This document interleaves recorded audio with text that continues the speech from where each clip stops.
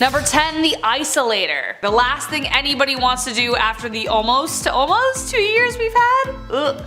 Though this looks like an object perfect for deep sea diving, it was actually built for desk work. Hugo Gernsback was a Luxembourgish American inventor, writer, editor, engineer, designer, businessman, and of course magazine publisher, because why not add one more thing to the list he's really good at. He started a magazine called Science and Invention, which encouraged scientific and amateur experimentation. This was one of the inventions published in the magazine and was revealed in July 1925. The main purpose was to block out all of the noise from the surrounding environment, narrow the field of view like horse blinders to improve concentration. But don't worry, there was an oxygen tube attached to help out the studier, so you know you could breathe while you're reading about Shakespeare or something. Number 9, Kangaroo Boxing. Link here.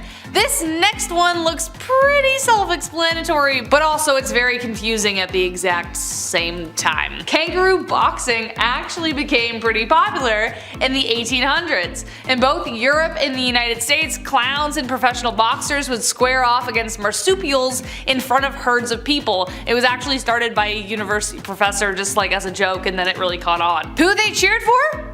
One can't be certain. The man in the above photograph was sparring against a kangaroo in Germany in 1924.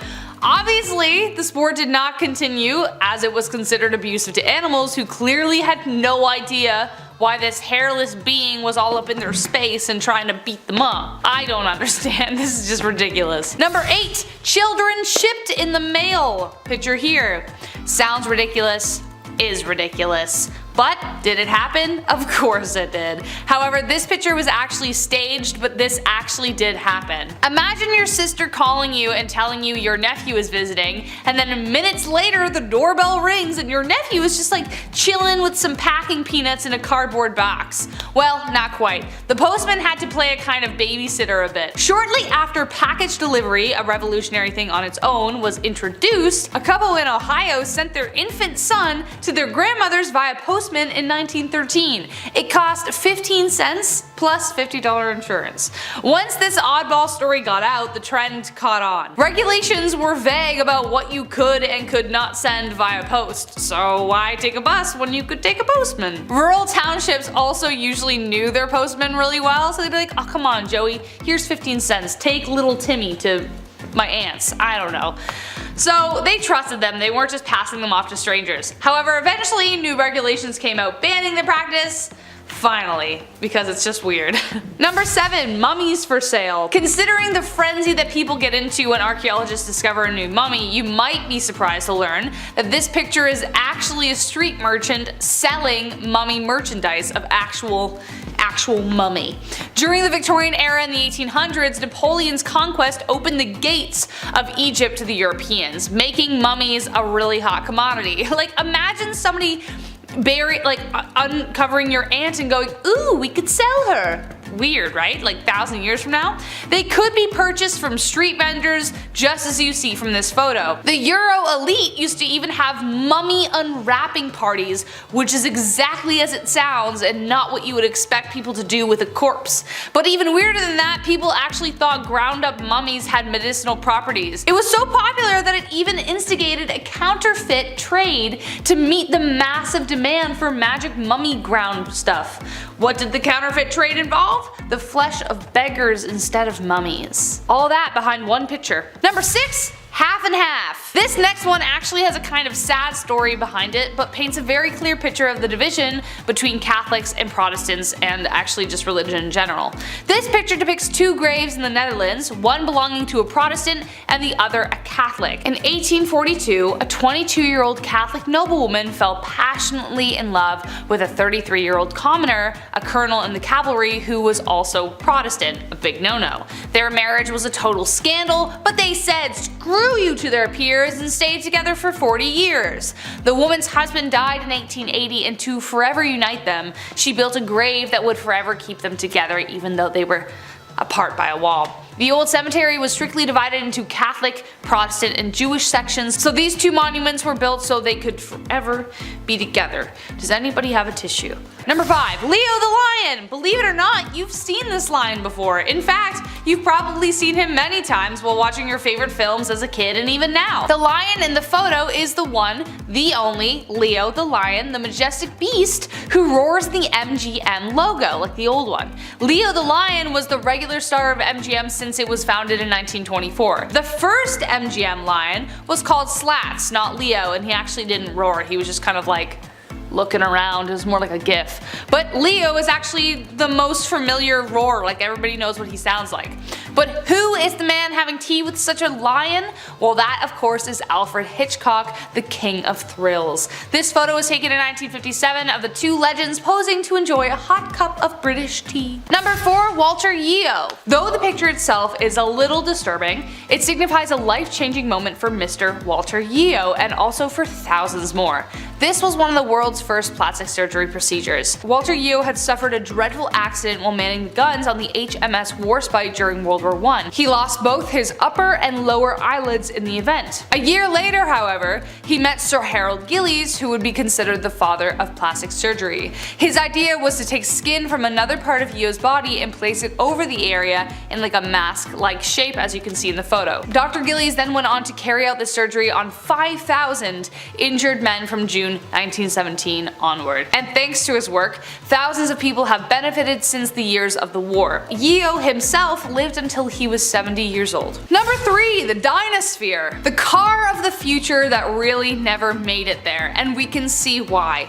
Every car we have today has 4 wheels, not just one. Some have more than that now, it's getting confusing. But in the 1930s, J.H. Purvis had a vision. He called it the Dinosphere. It was a large wheel with a cabin in the center for the driver and the passenger to sit. Funny enough, it did actually work. Check this out. But did anyone else notice the problem with driving it? Yeah. You have to drive like Ace Ventura with his window open because it broke, you know what I mean, that scene? Exactly. In order to see past the giant wheel spinning in front of you, you have to kind of rubberneck it out to the side. JH made 2 prototypes, one ran on gasoline and the other ran on electricity. He even designed a kind of bus version that could fit more passengers, but it still needed mini stabilizer wheels, so it had like 6 by the end of it. Do I kind of want one though, because it looks fun? Absolutely. Would I want to take it on a road trip across Canada? Absolutely not. Number 2. The Hindenburg Disaster. Based off the title, you already know that this is a picture of the Hindenburg Disaster because I already said it. Spoiler alert. The Hindenburg was the largest dirigible ever built and it was the pride of World War II. Yahtzee, Germany, you know which one I'm talking about. But YouTube gets mad. The first successful airship was constructed in 1852 by Henry Giffard, but the problem was he used hydrogen. This made both French and German designs of the craft susceptible to explosions if something went wrong. Hence, Exhibit A. What you are seeing in the photo is the direct aftermath of a devastating accident. On May 6, 1937, the dirigible touched a mooring mast in Lakehurst, New Jersey, sparking the explosion, which took the lives of 13 passengers and 21 crew members. Something as simple as a small spark from the engine ignited the hydrogen core, and the craft fell 200 feet to the ground in flames. And last but not least, number 1, Spectators. This is the photo taken at the trial of Al Capone. Yeah, it suddenly makes a lot of sense as to why people are covering their faces. When someone says to you 1930s gangster, Al Capone probably jumps into your head. He was deemed public enemy number 1 by the US government for bootlegging and other illegal rackets during Prohibition. The terror the ruthless gangster incited in the city of Chicago is evident by this image. Witnesses and spectators of the trial covered their faces so they wouldn't be recognized by Capone's vengeful accomplices or Capone himself. Behind those fedoras may lie other criminals yet to be unmasked, or civilians scared of a Tommy gun waking them up at night. Either way, you know he must have been one terrifying dude. Authorities did everything they could to catch him, but he would always slip right through their fingers. Finally, his reign came to an end in 1931 when they caught him on income tax evasions of all things that landed him an 8-year sentence. Starting off this list, in our number 10 spot we have the Mad Bomber. This is a photo that was taken of someone known as the Mad Bomber. His real name is George Metsky, and he was the man who terrorized New York City for 16 years while he planted explosives in public places like an absolute psychopath. I guess he was apparently angry about a workplace injury he had suffered in the years prior to his terrible crimes, and so of course the normal reasonable jump to make would be not that at all. While no one should have ever had to suffer because of these crimes, the good news is that while he planted 33 bombs and set off 22 of them, miraculously only 15 people ended up injured in the end. This photo of him behind bars is extremely eerie thanks to his creepy smile and haunting eyes. I might be the only one who feels it, but it just seems like something's off.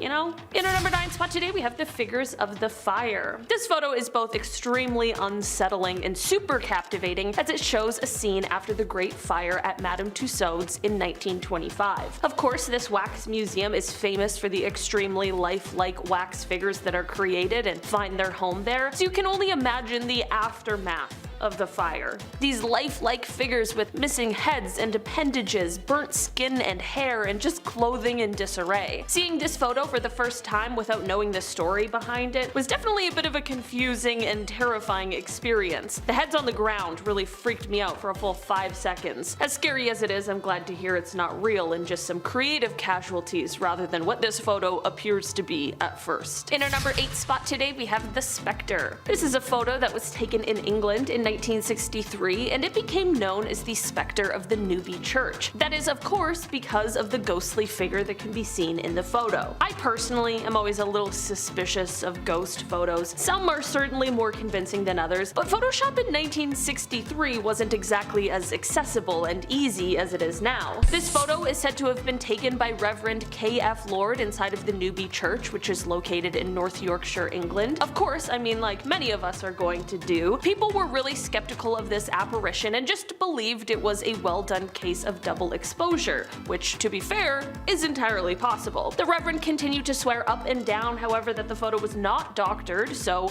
at this point, there's no proof to prove either side, and it's just a game of he said, she said. So, what do you guys think? Apparition caught slippin', or is the Reverend just making it up? In our number 7 spot today, we have the Tsar Bomba. This is a photo that was taken on October 30th, 1961. It was quite the Halloween spooky fright that year, as this is said to be the largest and most powerful nuclear weapon ever created and tested. The hydrogen aerial bomb was developed in the Soviet Union by a group of nuclear physicists that were under the leadership of Igor Kurchatov. The bomb was dropped by parachute and was detonated autonomously. While this test was meant to be a secret, it turned out to be less than well kept, as it was obviously a huge explosion that was detected by United States intelligence agencies. A secret US recon aircraft called Speedlight Alpha was there monitoring the explosion, and it got so close that it had its anti-radiation paint absolutely scorched off. The photo clearly shows the bomb as it exploded, and it is said that this bomb was 5,000 times stronger than the ones that were dropped on Japan during World War II. That's not to say that those ones weren't strong, because they were absolutely devastating. It's just an example to show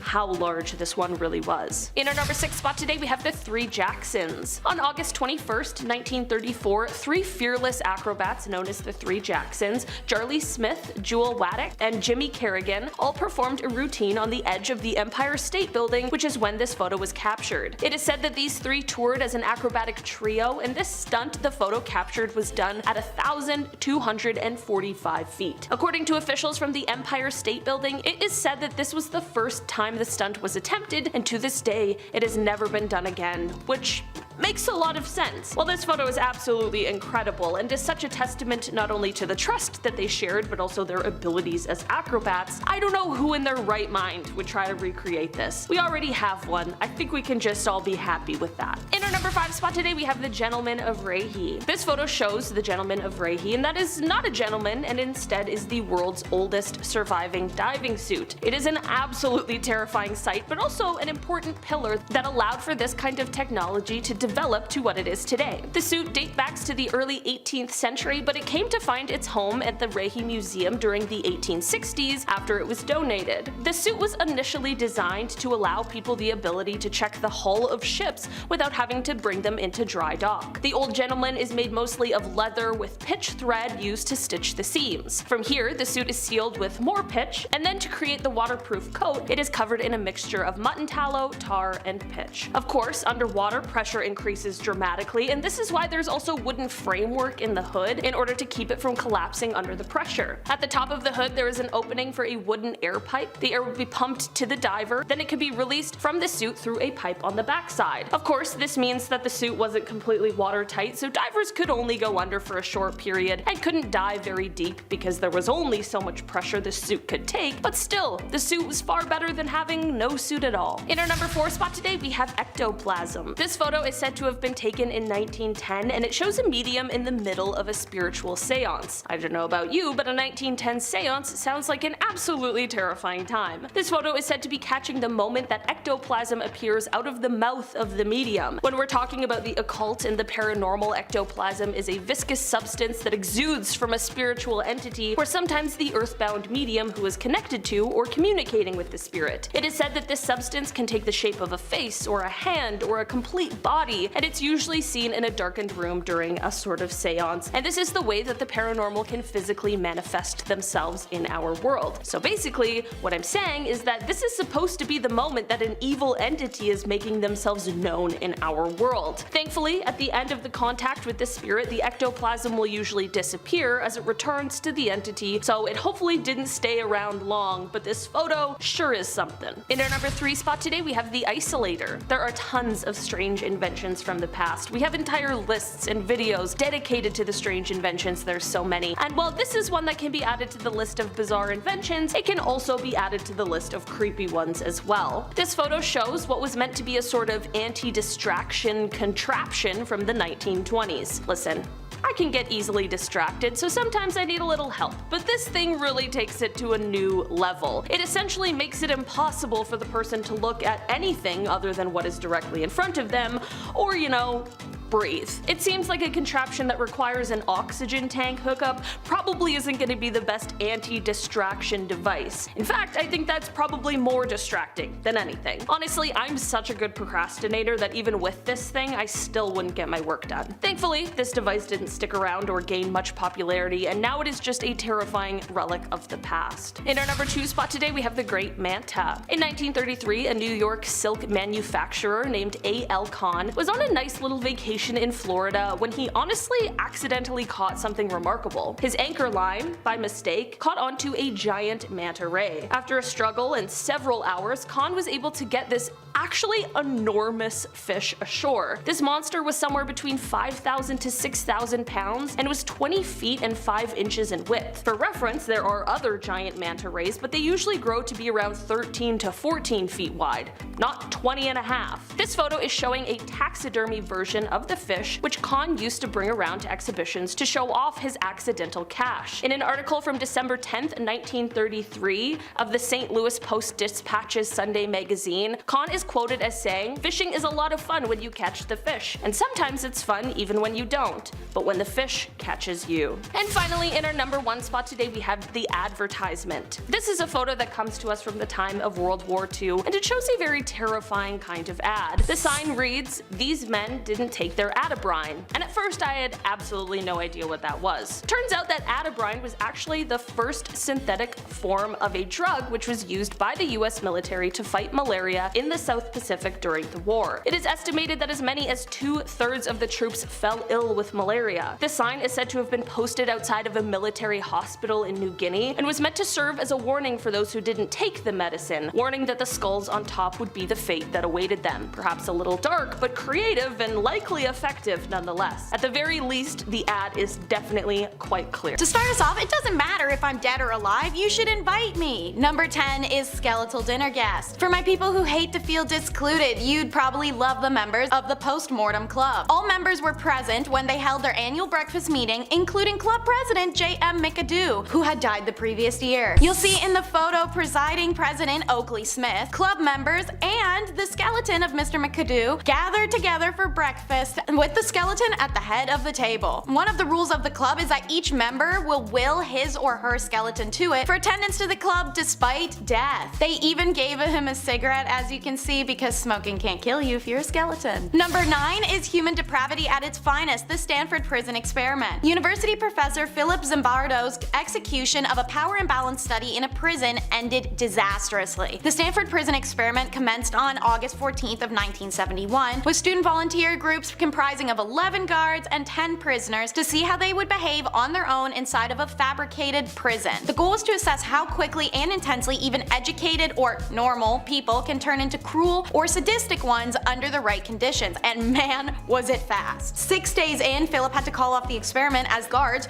were increasingly abusive to the inmates, spraying them with fire extinguishers, forcing them to clean toilets barehanded, denying them food, or just simply beating on them. The inmates and few guards who were visible minorities faced the worst treatment out of everyone. The study and the eerie photos of it inside left behind a chilling look at what humans are capable of. A killer's plea is number 8. Alright, so obviously someone who takes other people's lives shouldn't get to plead anything, but in the case of the 1946 lipstick killer, their plea wasn't one for freedom or for mercy. At a Chicago crime scene, the perpetrator used lipstick to write on the wall, quote, "For heaven's sake, catch me before I kill, I cannot control myself." This message may actually sound kind of familiar. It's because TV shows including Criminal Minds, Castle, Law and Order, and so many more have actually taken inspiration from this image and its written message for varying episodes. The man who had written this message, William Hirons, gets his wish as he's caught soon after. He was convicted, and at the time of Hirons' death in 2012, he'd been locked up for approximately 66 years, making him the longest serving inmate in the USA. William's message is a reminder that not all those who commit heinous crimes are in their right of mind, and sometimes they have no ability to control their actions. While it's not an excuse, it is an explanation. Number 7 is the sacrifice of Michael Rockefeller. Michael Rockefeller was the son of New York Governor and soon-to-be US Vice President Nelson Rockefeller, and he famously disappeared in Papua New Guinea in 1960s. This photo is of his first trip there. Rockefeller can be seen centered and smiling as indigenous peoples circle and run around him. Michael's known for his travels. He loved to visit the unexplored and untouched areas of society and learn about cultures many considered primitive. He saw the art and beauty in them. This desire for adventure took Rockefeller to the remote reaches of Papua New Guinea in 1961. They arrived near the island of Dutch on November 19th, and even though they were 12 miles from shore, Rockefeller reportedly told anthropologist Renee Wassing, "I think I can make it," and jumped into the water and headed for land and was never seen again. It's believed at first that he drowned, but Rockefeller had done a swim like that to shore actually multiple times. Because he was a member of a super rich American dynasty, there was a massive search. Ships, airplanes, helicopters, everything combed the region for any sign of him. They found nothing. National Geographic reporter Carl Hoffman offered a far more disturbing thesis than drowning in his 2014 book, Savage Harvest. The island Rockefeller swam to was inhabited by the Asmat, an uncontacted and primarily unfriendly indigenous clan. Hoffman claims to have uncovered evidence showing that Rockefeller made it to land, where he was then decapitated by the Asmat people before they ceremonially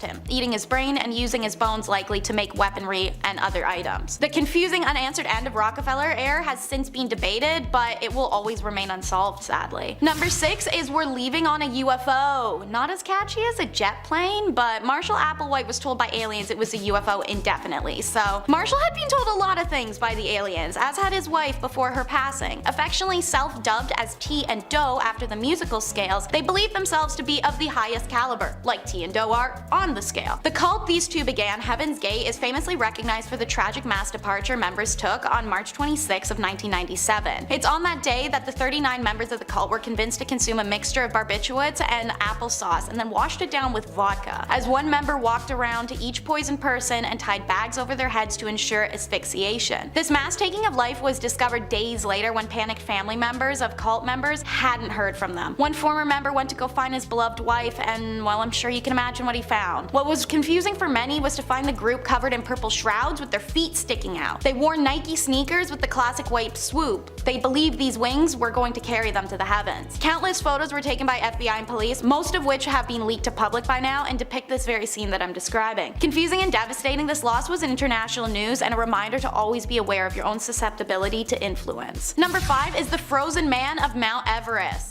And yeah, I get it. We all know that there's tons of frozen bodies along Mount Everest, but that's not what I'm actually talking about this time. The photo you'll see is of mountain climber Beck Weathers, who in May of 1996 attempted to complete the final leg of the ascent on Everest. Despite how short the distance was, the journey caught up to Beck, and he came down with a case of snow blindness during an intense blizzard that had a wind chill of 100 degrees below zero, and he fell into a hypothermic coma. Initially, I thought I was in a dream, Weathers later recalled. Then I saw how badly frozen my right hand was, and that helped bring me around to reality. Beck was left for dead, first by his exhibition, and then the second time by a rescue crew doctor who believed him beyond saving. So it's only by miracle that Beck manages to break a hypothermic coma, turn around, and walk back to base camp. When he reaches camp, Beck is airlifted immediately as frostbite set in on his nose and hands, both of which are later amputated. This moment is caught in photograph and shows the frozen hand and Beck visibly unconscious, being carried in a red sleeping bag. This ascent to Everest is remembered as the 1996 Mount Everest Disaster and is famously covered in Jon Krakauer's book Thin Air and its 1997 adaptation, as well as films Everest and Everest 2015. So, by the way, they prematurely told Beck's wife and family he had passed away. Can you imagine that emotional roller coaster? Number 4 is the Mayori trophy heads. The native Mayori of New Zealand had a cultural practice of preserving severed heads of enemies for trophy and warning purposes. They are called mokomokai, and these heads were processed by first, of course, getting chopped off, but then boiled, smoked, and sun-dried. The Mayori would then coat them in shark oil to prevent cracking and peeling before mounting them. When British colonizers invaded the land during the 1840s, the Mayori heads were one of the famously pillaged artifacts and treasures of the colonial era. Major General Horatio Gordon Robley was in service for the British Army when they were invading and pillaging New Zealand in the 1960s. He was particularly enthralled by the Mayori heads, and the absolute piece of you-know-what actually stole 35 of them for his own collection. You can see him in this photo, sitting at the base of a wall with Mayori heads mounted upon him. Naturally, like most of what was stolen by British colonialists for the crown and or for themselves, these items were never returned to their rightful peoples and instead earned profit in British museums or collect dust in storerooms. Since the 1970s, New Zealand has had a strong record of requesting those remains back from overseas. The first major international reparation of a toy moko happened in 1985, and in 2003, New Zealand created its first government-funded international reparations program. It's now seen the return of 800 Mayori and Moriori remains. Number 3 is the Rur Cannibal Demonstration, an image caught by police officers as the Rur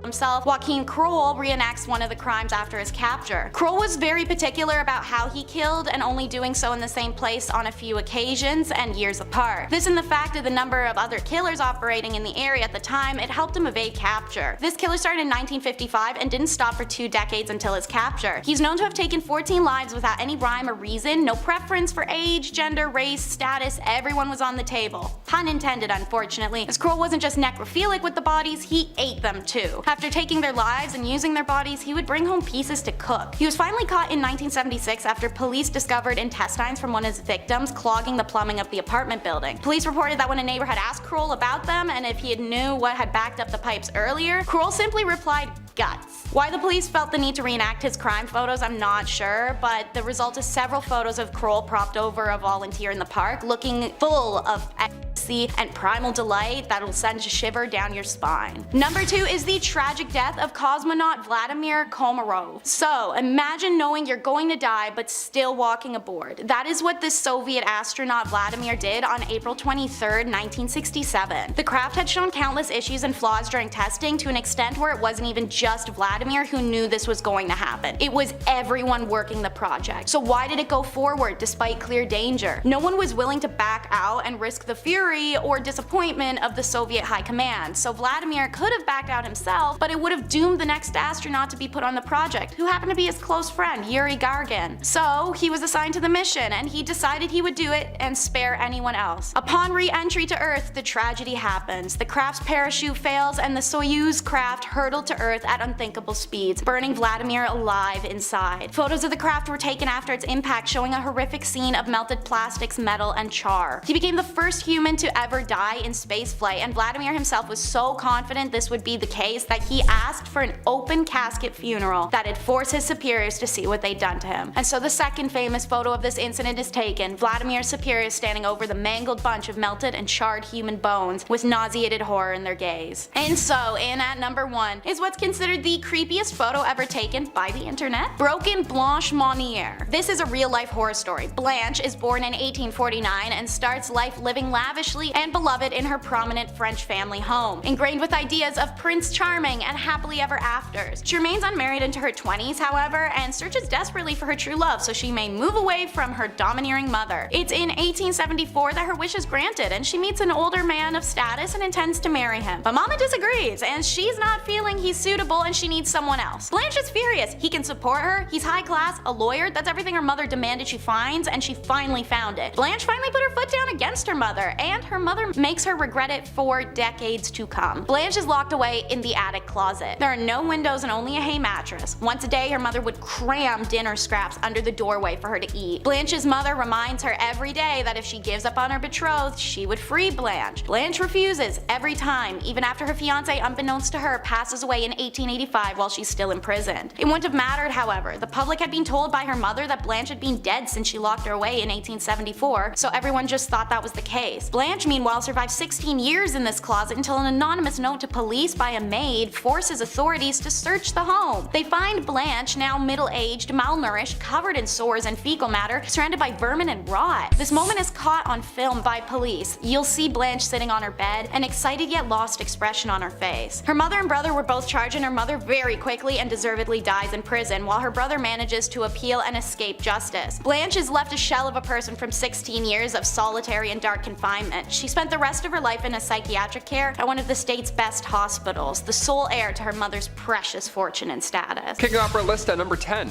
the Pioneer's Defense. Right off the bat, yeah, look at this one. I don't have to explain why it's creepy in any way. A whole town appears to be wearing gas masks. Yeah, you could probably guess which era this is. This image was captured in 1937 by Russian photographer Viktor Bula. Adapting to new safety regulations these last few years have been challenging, no doubt about that. But in 1937, if you wanted to join the Young Pioneers, which is the Soviet version of the Boy Scouts, well, you had to wear these huge gas masks and part of military preparation. Yeah, welcome to Boy Scouts. Grab a button and then put this vacuum cleaner on your face. Enjoy. Break a leg. It's gonna hurt your back a bit. This photo is haunting. It's from the Leningrad area, and it happened while dictator Stalin was still in charge. These masks are so haunting to look at. We see them after the fact, but to see them being worn in real time in that photo, I don't know. Maybe this photo gets me because we can't see anybody's faces or ages. Right? Makes you paint the picture yourself. Either way, let's move on to some clown stuff, shall we? Number 9, 1910 clowns. Yeah, they existed back then, and they were much worse. Here's a fun fact, I didn't know this, but back in 2016, a study was done, and it turns out Americans fear clowns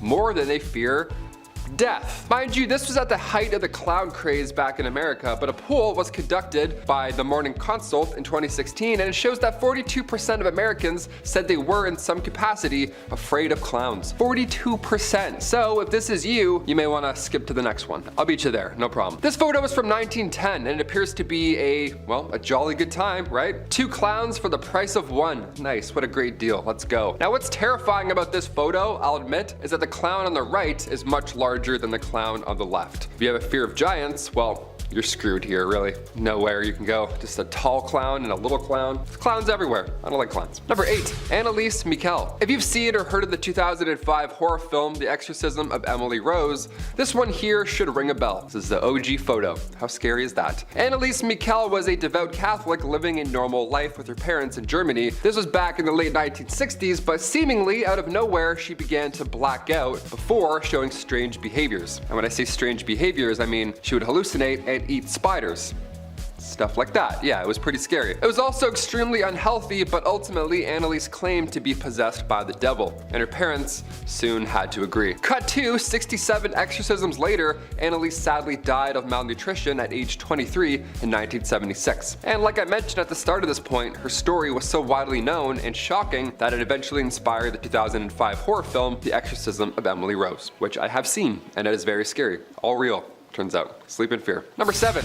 The fire. This is a photo that comes to us from 2003. Not quite vintage, but still old enough. I'm 28. Yeah, where's time going? I don't know. This one came from the Station nightclub back in Rhode Island, and it shows the band Great White as they perform. Now, while this may seem like just a regular photo that somebody took on their Motorola Razr, what ensued shortly after this photo was taken is absolutely horrifying and tragic. Basically, as the band performed, there were some pyrotechnics that were set off, and they were meant to be a spectacular display, but they only ended up coming out as a disaster. See, the fireworks ended up setting all of the flammable acoustic foam in the walls and the ceiling all around them on fire. And it happened fast too, within 1 minute. Everything that was combustible ended up going in flames fast. Within 2 minutes, the entire club was fully engulfed in black smoke and people were having trouble finding exits. It was crowded, right? In the end, this fire took the lives of 100 people and another 230 were injured as a result. It has since gone down in US history as one of the worst and most deadly nightclub fires. Yeah, we look at Ball of Burning Men and think of what happened there. This is basically a 2003 version of that.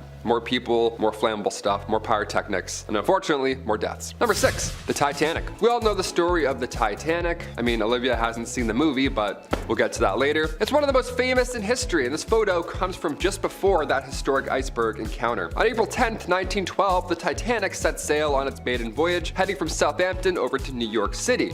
Now, the ship took a couple stops along the way, one in France and the other in Ireland, before setting off ultimately for the United States officially. Now, somewhere along the beginning part of its journey, somebody was able to snap a photo of the ship as it sailed away. Now, it's not clear exactly where this photo was taken because it's old and there's a lot of water, but it is thought to be the last photo of the ship ever before its tragic end. Considering it was only 4 days after the ship set sail that it hit the iceberg, it is likely that this photo came not too long before that terrible day. So yeah, they're probably right. This was probably the last photo. Number 5, Oroville Dam. On February 13th, 2017 in Oroville, California, the Oroville Dam, which is the tallest dam in the United States that holds back a reservoir that contains 1.1 trillion gallons of water, well, that dam's main emergency spillways were damaged. This led to the emergency evacuation of 188,000 people over concerns that the damage's emergency spillway might just fail at this point. This was all caused by torrential rain and floods in the region, which then began to reveal the extensive damage in said spillway. This photo here shows the dam releasing 100,000 cubic feet of water per second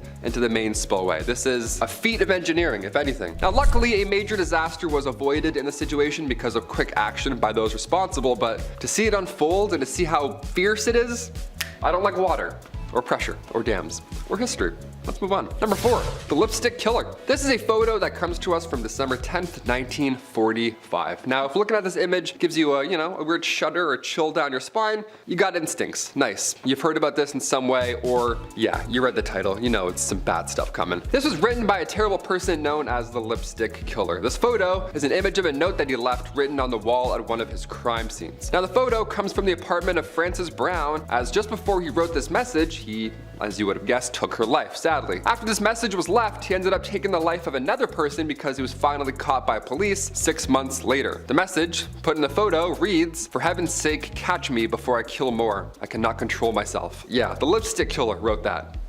It's the scariest thing I ever heard. It's an absolute chilling note with a horrifying backstory. A lot of killers are getting their Netflix specials now, so I'm sure it's only time before he gets one. Number 3, eruption of Mount St Helens. Mount St Helens is a stratovolcano located in Washington. Now, the volcano is best known, of course, for its huge and disastrous eruption on May 18th, 1980. And we have a photograph of it, and it's very scary. This photograph comes from photographer Robert Landsberg, who of course was unfortunately in the area at the time of the eruption. Now, before the eruption, he had visited the area in order to photograph and document all the changes that were happening. Didn't expect this one. On May 18th, he was within a few miles of the volcano when it did erupt. Now, since he unfortunately was located so close to the eruption, he knew he wouldn't be able to escape this disaster. So instead of focusing on the impossible, he focused on taking as many photos as possible. Just like a historian at the end of his life, really. Robert was obviously incredibly brave and dedicated, and also very smart. After snapping as many photos as he could, including this one, he then secured his camera in his backpack and covered his backpack with his body. Protected history. It's like he knew he was unlikely to survive, but he still wanted to make sure that these photos did. That's why it was so important for me to bring it in this list today. His body was found 17 days later with his backpack still underneath him. Plan did work, and his film was of course developed and has provided geologists with some really valuable insights with his close documentation of the eruption. So historically, it's a feat, but also scientifically, it's one as well. Number 2, acid drum. This photo comes to us from the inside of the house of, well, you guessed it, another terrible person. The serial killer Jeffrey Dahmer. Yeah, we all know him. This photo was taken from the inside of his home right after he was found and caught by authorities. Now, before his arrest, he was sadly able to take the lives of 17 individuals. Now, although this photo may look kind of plain, dare I say, the horrors behind it are plentiful. This shot is simple. It shows a drum full of acid that was located inside of his home. You can only imagine the horrors. I don't need to tell you what this was used for, obviously. And I can't imagine the horrors that investigators saw when they first arrived to his house. Even investigating the crimes is one thing, but to show up and see this, it's too much. Thankfully, Jeffrey was caught, and in 1992, he was sentenced to life in prison, but just 2 years later, he was killed by a fellow prison inmate. Insert Curb Your Enthusiasm music. And finally, number 1, Europe flood. This photo comes to us from the summer of 2022, as people across Western Europe experienced disastrous flooding. Now, after days of heavy raining, it ended up turning rivers that were usually normal and calm into these raging currents that ravaged the streets, and sadly left cars and power lines just being swept away. Homes too, they got engulfed and residents were trapped inside. This photo was taken in Erfstadt, which is just southwest of Cologne,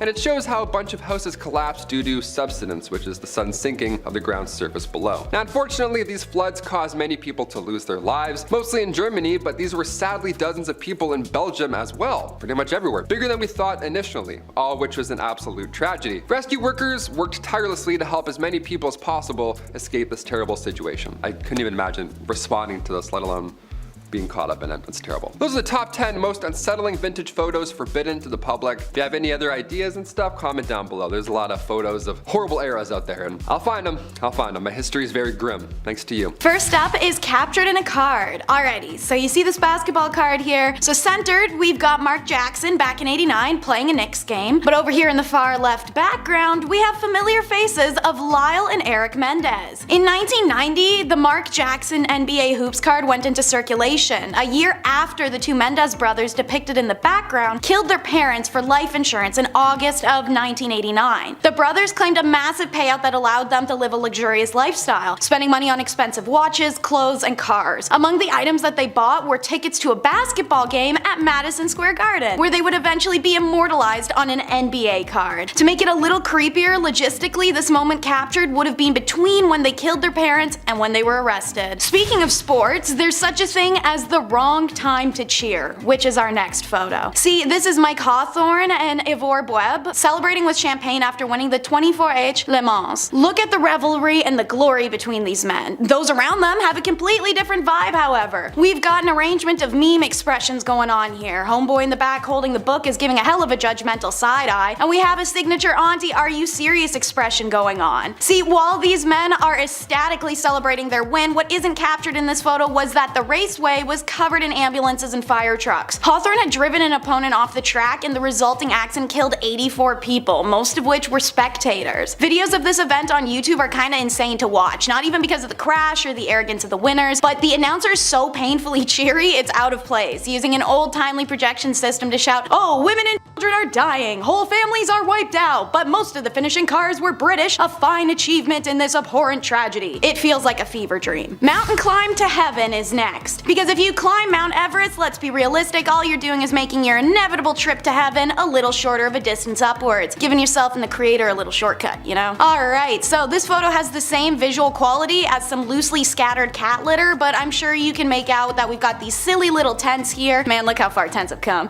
As well as these two dudes in what it looks like high socks. This is the 1924 British Mount Everest expedition. We've talked about a few Mount Everest climber groups and things that have happened to them in a few of our videos, so you may be familiar with this one from our channel. That or literally any Mount Everest movie. They tend to either pick one specific story to document or mismatch all of them together for one plot and then throw Jake Gyllenhaal up on a mountain. Anyways, this photo was taken of George Mallory and Sandy Irvin shortly after they made their ill-fated attempt to get to the summit. While Mallory's body is found literally decades later in 1999, the body of Irvin never has been. Our next photo is of an undeserving celebrity. Why? Because the reason he's a celebrity is so extremely twisted that it blows blows me away, and I don't mean an undeserving in a Kim Kardashian made a family of talentless people famous through adult video kind of way. I mean in a seriously sick, twisted, criminal, undeserving way. I'll only be calling this man IS, as I do not believe any more infamy should be granted. The photo you see was from a Japanese magazine after he was released from prison due to insanity. IS killed Dutch-born Renee Harveld, and the two were studying in Sorbonne, Paris. He chose to do this because of her health and her beauty characteristics that he felt he lacked. IS considered himself weak, ugly, and small, and claimed he wanted to absorb her energy through, well, he had her body for 3 days. I'll simply let you piece together what I mean when I say that he had a considerable amount of this body missing and a very interesting fridge contents. But like I said, he was released, so how can you kill someone whilst on a student visa, desecrate remains, and then also do some pretty horrific acts posthumously? He is from a very wealthy Japanese family, and they somehow managed to get him released. Also, they paid the victim's parents a huge sum of money for the loss. That's the world we live in. After his release, he was frequently on talk shows, reviewed restaurants for magazines, and appeared in horror films. He even wrote a book on the murder of Renee. This next photo shows us you never know what could be just a reach away. This photo looks relatively normal. Now obviously it's not gonna be, it's on this list, and the fact that it's titled about reaching out to something, well, Sarah Funk, who you see here on the waterline, is a YouTube vlogger who's on a trip to Cyprus's Red Lake. And you can see her literally like 2 feet away from a suitcase lodged in the waterbed. It's 2 years after this photo's taken in 2019 that the drifting suitcase is retrieved and opened to reveal the corpse of a girl. She is one of 7 known victims of serial killer Nikos Mexata, whose signature was doing body dumps in suitcases. It's believed the reason this case was retrieved in the first place was due to previous sightings of it in the water once other victims of Nikos had started to be found and identified at the same time period. Sarah Funk has since commented on what it's like to know that she was so close to a body without being aware. I thought it was a log at the time, but in retrospect, I realized it wasn't. This is a completely fair explanation. As you can see from that picture, the case was incredibly dirty and hard to identify even as a briefcase. This man is the first recorded serial killer on the island of Cyprus and is currently serving 7 life sentences in central prison. Our next photo is recreating time. Pun is intended. The photo you see on screen is very peculiar, but not the most outlandish. It's a man standing shirtless behind the fence in a summer afternoon, looking like something out of an old country family album of sorts. His name is Fikret Alik, and he was photographed in this exact spot for a Time magazine cover back in 1992. You are quite literally looking twice with these images. Emaciated, it's almost hard to recognize him. Fikret can be seen holding his t-shirt in one hand and reaching with his other through the barbed wire to take someone's hand. This is during the Bosnian War from 1992 to 95, and Fikret was one of many prisoners held in camps at the time. This recreation of the Time magazine cover was taken in the mid-2000s, and the building behind him now is a community center without any plaques or memorials of the victims of the notorious prisoner camps in Bosnia. This region is now under the rule of the same faction that was responsible for the camp, so they engage in a lot of historical denials and concealing. Fikret's story remains one of incredible perseverance, especially as he and other victims still go before the UN today in battle to have reparations and acknowledgement. This vintage photo isn't so vintage, but it's old enough so I'm counting it. It's Bad Santa. This early 2000s family Christmas photo reps a normal looking scene. White picket fence family, the itchy velvet Christmas dresses, the big sparkly tree, and the serial killer Santa. That there is Bruce MacArthur. In the warm seasons, he is a landscaper, but working in the Agincourt Mall as Santa during the holidays. Between 2010 and 2017, he terrorized the gay village district of Toronto, Ontario. Luring men in through dating apps, he killed and disposed of 8 individuals in the planter boxes of properties he managed. For a long time in the community, people had known someone was taking gay men off the street, but the Toronto police were resistant in believing something was suspicious. I remember myself seeing posts on Reddit and Twitter mere months after the first of the disappearances, frustrated with the lack of police action and urging the community members to stay alert. It takes multiple victims and community engagement for police to start an investigation, and it's thankfully in the nick of time. They'd been watching Bruce for a while before his arrest when they saw a young man enter his place. After about a half hour of nothing, they decide to make the risk to move in for an arrest. When they entered the unit, the young man was tied up and unconscious, and they caught Bruce in the act. No way to plead guilty, my guy. He's found guilty of 8 counts of first-degree murder. Our next vintage photo is one that speaks to us still in modern times, a determined mother. This photo was taken on Mother's Day. The woman in it is Margie, a 23-year-old, and she's holding her infant son while attempting to hitchhike. As you can see, it was printed in a newspaper column and has a subject line describing Margie's struggle with her husband Mike to find an apartment. I imagine that struggle, alongside the fact that she is hitchhiking, likely correlates with financial difficulties. Unfortunately, Margie's luck never got better. This is very likely the last photo of Margie alive. Less than 4 months later, she was killed by her husband Mike during a fight. In the time between this photo and her demise, their son Brandon had been taken away and put into foster care, where he was later adopted by his foster parents after Margie's sudden death. Little information exists on the photo other than this, and on what Brandon's life became. This is still recent enough history that some may recognize the story, the Manifesto Man. This photo seems so simple. A man appears to be in a wetsuit, he has multiple police badges displayed, and he sits in a stoic manner. This is no cop. In fact, this photo was taken after his arrest in July of 2011 for killing 77 people and injuring 250. Anders Behring had a manifesto for killing political enemies as a far-right extremist, first killing 8 people outside the tower block housing of the office of the Prime Minister. The method used caused distraction, enough for Anders slipping away in a police disguise to pull part 2 of his plan, which is hop in the ocean and swim to political youth wing summer camp just starting the season. He chose the summer camp for the politicians who came to visit the camp, which was for members of political youth adult clubs and organizations for co-ops, school courses, or just special interest in politics. Once on the island, well, he opened fire. Many who were afraid and unsure of where the danger was coming from went towards Anders for safety due to his police costume and received the opposite. His verbalized intent that day was to kill everyone he could, and thankfully he did not succeed. But some swam away and were rescued by people staying at campgrounds across the water who brought out boats to pull everyone out. Others hid in various places on the island. Netflix released the film 22nd of July about this event in Oslo, and the movies White Rage and Bravehearts also tell the story. Ultimately, this event only took place due to Anders' racist ideology, believing Norwegian politicians were lenient on immigrants. Let's talk about the most disastrous hostage crisis our world might have ever seen, the Gladbeck Hostage Bus.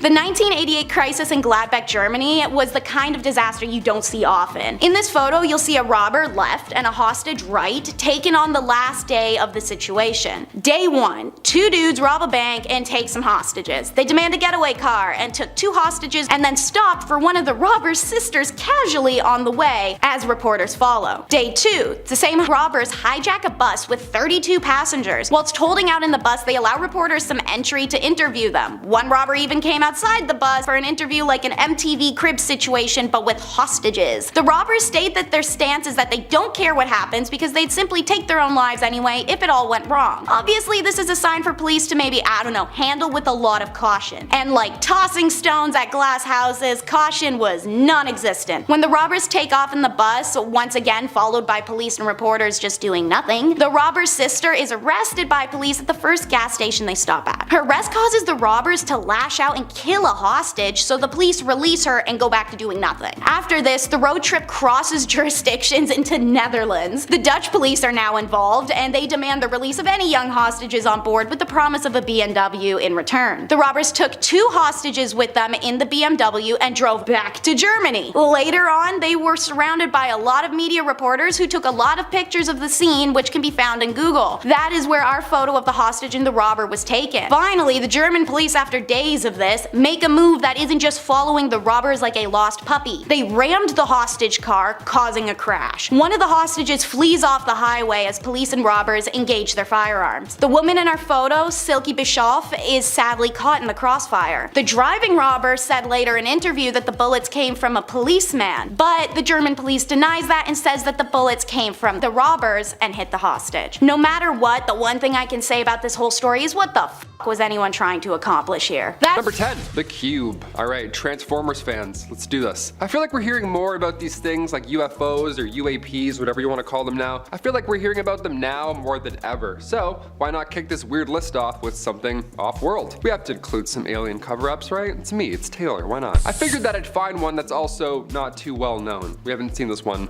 you know, on YouTube all the time. Not too long ago, this spinning cube-looking craft or drone or something, it was spotted over Missouri, just lurking in the same spot, just hovering, and then it would zoom off. Folks could see it with their naked eye on the ground. It was also pretty obvious. It was eye-grabbing, it was shiny in the sky. Only a couple hours later, it was seen again, but this time it was 700 miles away. This time it was 44-year-old Matthew Jandeka, and he was minding his own business, hanging out on the porch, just doing his, you know, Sunday stuff, when this cube, again, this floaty cube, caught his attention. It was a sunny day, the light reflecting off the cube caught his eye, but then a day later, another guy, 30-year-old Justin Johnson, he saw the same thing, but this time he saw it while he was driving home, which is also pretty distracting. The light and the reflections also caught his eye. He says, "At first I thought maybe it was a balloon, but the movements were too odd." In a world full of deepfakes, I mean, do we believe this account? Is this real? Lately everyone's talking about how these UFOs are spheres, so maybe this video is that of a sphere,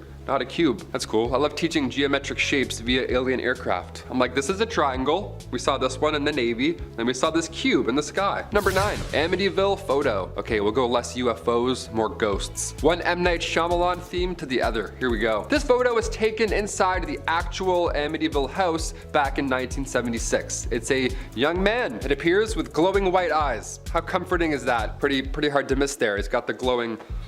Yep, looks very Sin City of him, just to stare with those white eyes. Now at first I thought this was from a horror movie, right? All those Amityville knockoffs. It looks obviously fake or set up in some way, until you start to read about the details here. See this photo, it was taken with automatic cameras equipped with infrared, not an actual person. So this young lad here probably wasn't expecting a selfie. Why I wasn't smiling or throwing up a peace sign. Makes sense now. Photographer Gene Campbell set up the photo and took it back in 1976. Now at the time, Gene was working with paranormal investigators Ed and Lorraine Warren on the actual case. I'm scared now. This photo was revealed 3 years after it was taken on the Merv Griffin show, and many believe this is the ghost of John DeFeo, one of the victims in 1974. Now, you can't really do this anymore, right? You can't whip out photos from a otherwise crime scene and be like, okay gang, what do we think? Spirit or not a spirit? Vote? Yes? No? Obviously there was backlash after this for obvious reasons, but it took 3 years for that photo to reach the public eye, and now everybody believes in ghosts, or they do a little more than they did before that show. This was long before the Conjuring movie as well, obviously, so this was quite random to see on TV. Do you believe in ghosts? What's the ratio here? Comment down below. I'm not a believer, I'm not gonna lie. I've tried numerous times. I got the Ouija board, did the whole thing. Felt nothing, man. Like an 18-year-old on Christmas. I'm like, is that it? Is it done? Do I have to feel anything anymore? Number 8, Alfred Hitchcock and the MGM Lion. All right, you're gonna hear me roar after this one. This photo was from 1958. You've seen this at some point, right? Hopefully, or else, you know, we'll send over a VHS, we'll help you out. It was taken by Clarence Sinclair Bull. Now the photo appears to be, well, no, it doesn't appear to be at all. It's Alfred Hitchcock serving tea to a lion. Yeah, the famous MGM lion. His name's Leo. That's him. There he goes. He's getting tea. He loves suspense and tea. Who would have thought? And company, it appears. North by Northwest was the only film that Hitchcock did with MGM. So there's a rumor now that he directed The Lion's Roar for the MGM intro, which is fun. But you're also like, okay, that's a real animal. That's sad. And also, that's probably nonsense. There have been 7 MGM lions in total. Yeah, not just one. But Leo was known to be the most friendly. I want to hear about the other 6. I'm like, what happened there? He's still in the logo today, but again, back in the 1950s, it's hard to say what it was really like on set. I mean, it's still a lion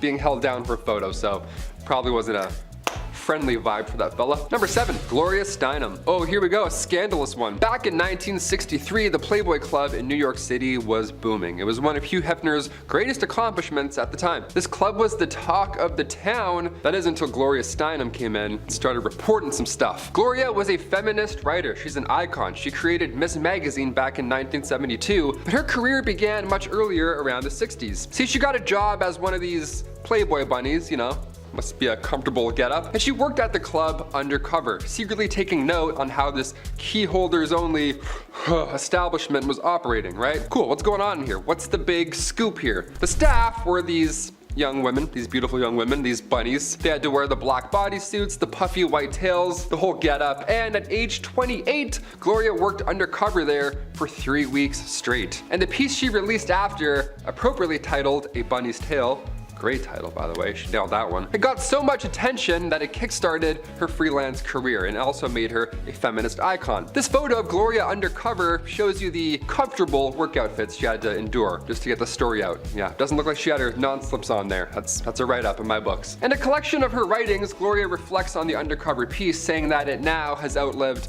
all of the Playboy clubs, both here and abroad. That was before Hefner passed away in 2017, so I will add that you also outlived him as well. Good, he wasn't a very nice lad. Let's move on. Number 6, North Sentinel Island. Alright, we got some people, some aliens, some ghosts. What else do we need, Taylor? How about some weird islands? Sure. North Sentinel Island. We gotta head over to India for this one. This island is the home of the Sentinelese tribe. You've probably heard about this at some point. One of the most forbidden islands in the world. But why? Located in the Bay of Bengal, North Sentinel Island is about 1,200 kilometers away from India. And while most islands are shrinking, this one actually grew back in 2014. Yeah, the universe is like, more. Yeah, you need more of this, sure. The island lifted up a couple meters during an earthquake, so the west and south sides, they gained an extra kilometer. Nice. DLC unlocked. The inhabitants on this island are among the few uncontacted tribes left in the world. They have apparently been there for 50,000 years, and there's no sign of agriculture or even fire. Yet somehow this tribe has thrived for ages. Now, if we try and get close, they will try and drive anybody away. More than fair. Like, we have enough room. We're good. Let's just leave. In fact, back in 2006, 2 fishermen sadly lost their lives because they got too close to the island without knowing who was on it or what the island was. Yeah, you can't just approach random islands. You gotta do some homework.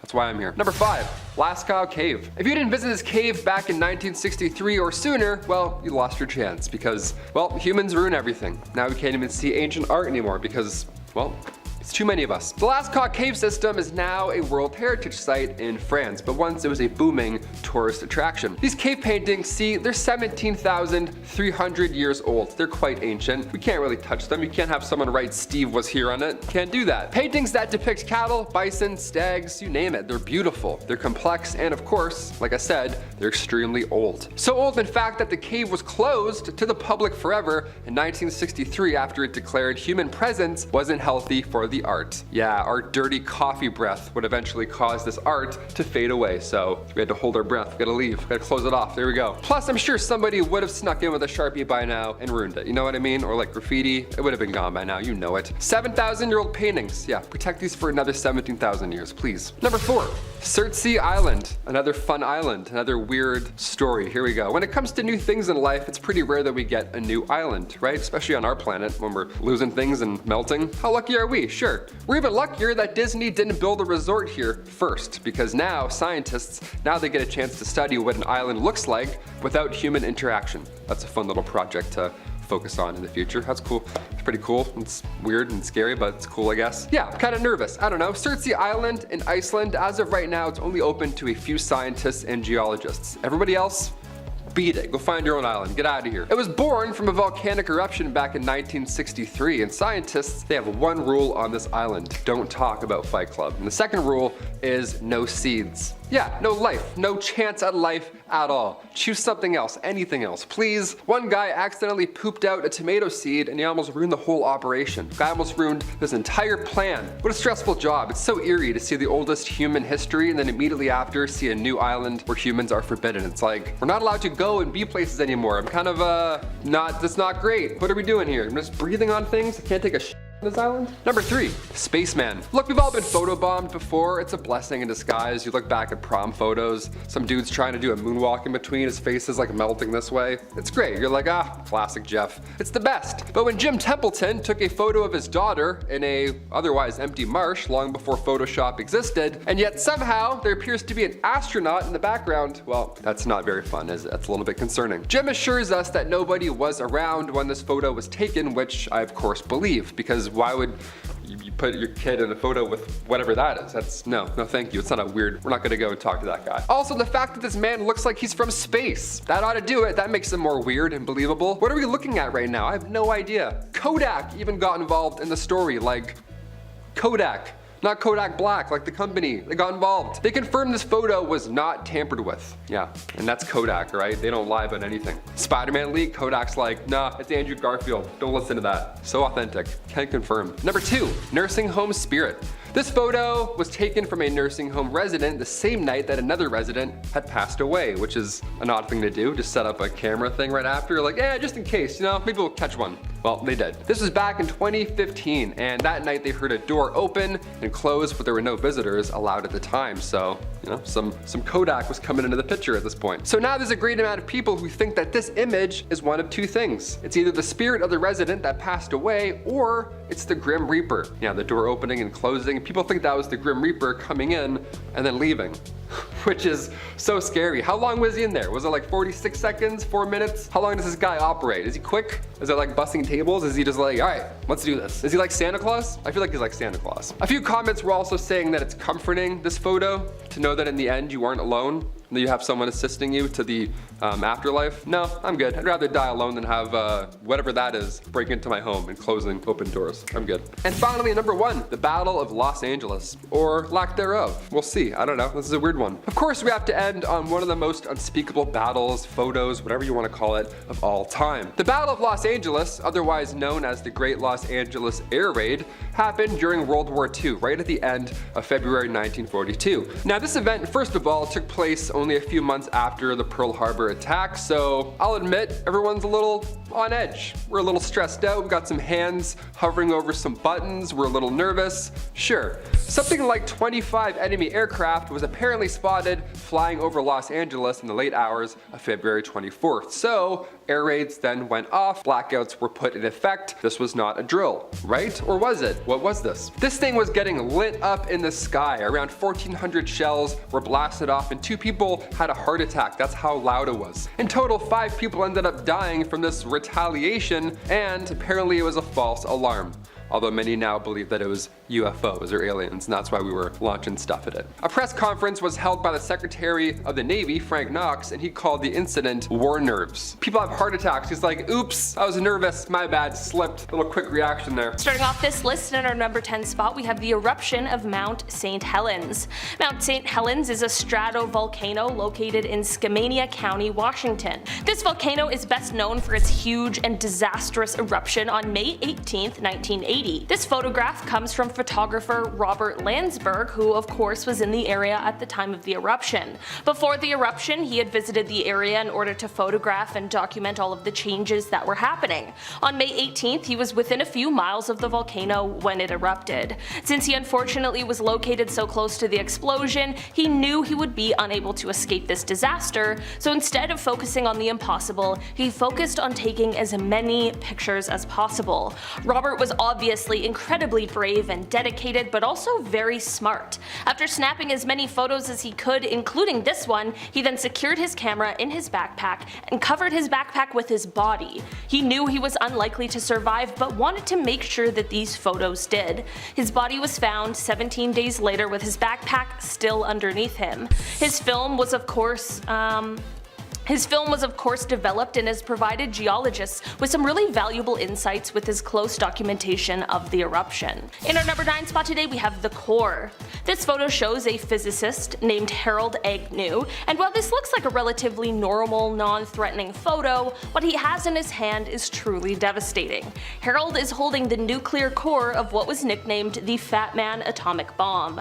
This means that Harold is holding the nuclear core of the atomic bomb that was later dropped on Nagasaki in 1945. The immediate blast, of course, took many lives, but so did the long-term effects of the bomb, like radiation illness and that sort of thing. It's crazy to look at a photo like this because it seems just so perfectly normal when he literally has a life-changing, world-ending device in the palm of his hand. Also, I don't think I could ever hold something like that. Not only would I just not want to, but I would just be so afraid that something was gonna go wrong. In our number 8 spot today, we have the Challenger crew. This is a photo that was taken of the clearly very excited Challenger crew as they walked down the ramp ready to head off on their mission. The crew even included 37-year-old Krista McAuliffe, who was a high school social studies teacher. She had won a spot on this mission through a program with NASA called the Teacher in Space program, and she had trained diligently for months in order to be the first non-military person in space. On January 28, 1986, the Challenger mission proved to be fatal just 73 seconds after liftoff. 2 rubber O-rings failed because of the cold temperatures of the morning, and on live television, the world watched as the spacecraft broke apart and plunged into the ocean, sadly taking the lives of everyone on board. It is an absolutely tragic event made even more chilling by this final photo. In our number 7 spot today, we have the plague. This photo comes from the 19th century, from the third plague pandemic. This was the first time that the plague had spread to all 5 continents. While we now know something about what that might have been like, what we haven't had to endure are the doctors that dressed like this. This is a photo of the outfits and masks that plague doctors wore when they would come to your house to treat or diagnose you. The long beak-like noses of the masks are very creepy, but they were used to hold herbs and other nicely scented things because they believed that it would help ward off the bad air, which at the time is what they thought was causing the sickness. A pandemic certainly is bad enough. Thankfully our doctors and nurses are just sticking to scrubs. In our number 6 spot today we have the elephant's foot. This photo looks like it's just a big lump of nothing, but it's called an elephant's foot. Don't worry, at first I was a little worried too, but it has nothing to do with elephants and is only named that because of its appearance. This lump was actually created from the Chernobyl nuclear meltdown, and it is just a mass of corium and other materials that were in the core of the reactor. This elephant's foot was located in the steam distribution corridor, which is under what's left of the reactor. While this mass doesn't produce as much radiation as it did before, it does still, to this day, produce a deadly amount. It is said that if you stood in front of it for just 300 seconds, that would be enough to get a lethal dose of radiation. It's kind of crazy that even though they knew this, they were still standing there taking pictures of it. But I'm just glad because we all now get to see it, and it gives us just a little more insight into what exactly happened that day. In our number 5 spot today we have Mount Pinatubo. This is a photo that is showing Mount Pinatubo, which is located in the Philippines, on June 15th, 1991. That is the day that this volcano erupted into what would be the second largest volcanic eruption of the 20th century. Certainly impressive, also extremely terrifying. This photo shows the pyroclastic flow full of hot gas and rock being flung into the air. Eruptive activity in the volcano first started on April 2nd of that year, which prompted researchers to set up seismographs in the area. By June, the volcano was having a group of progressively shallower eruptions before, on June 12th, the volcano had its first spectacular eruption, which sent an ash column 19 kilometers up into the atmosphere. After more highly gas-charged magma reached the surface on June 15th, the volcano once again exploded, this time sending the cloud of ash 40 kilometers up into the atmosphere. Volcanic ash and pumice blanketed the surrounding area, and pyroclastic flows filled what were once deep valleys with fresh volcanic deposits. It was truly magnificent and extremely powerful, and this photo shows just that. In our number 4 spot today we have the Pioneer's Defense. This photo is known as the Pioneer's Defense, and man does it ever look creepy. This photo comes from 1937 and it was taken by a Russian photographer named Viktor Bulla. This photo takes place in the Leningrad area, which is now known as St. Petersburg, which is the second largest city in Russia. The people in this photo were part of a group that was the 1930s Russian equivalent of our Boy Scouts, and it was called the Young Pioneers. The masks on their faces leave a very eerie feeling, and for a fair reason. These people were doing a military preparation drill, which is the reason for the gas masks. This photo was taken during a time where the country was under the dictatorship of Joseph Stalin, and the residents were constantly unsure of what was going to happen. The country was already seeing death, and people were already frightened just a few years before the start of World War II.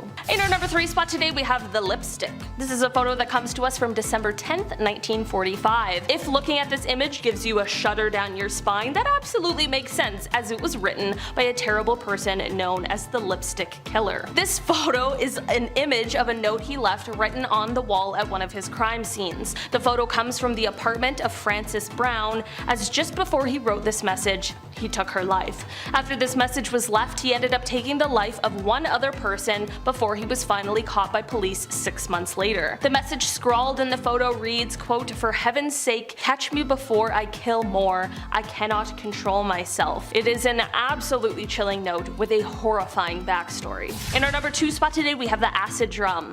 This photo comes to us from inside the house of another terrible person, the serial killer Jeffrey Dahmer, made very famous recently. This photo was taken from the inside of his home after he was found out and caught by authorities. Before his arrest, he was sadly able to take the lives of 17 different people.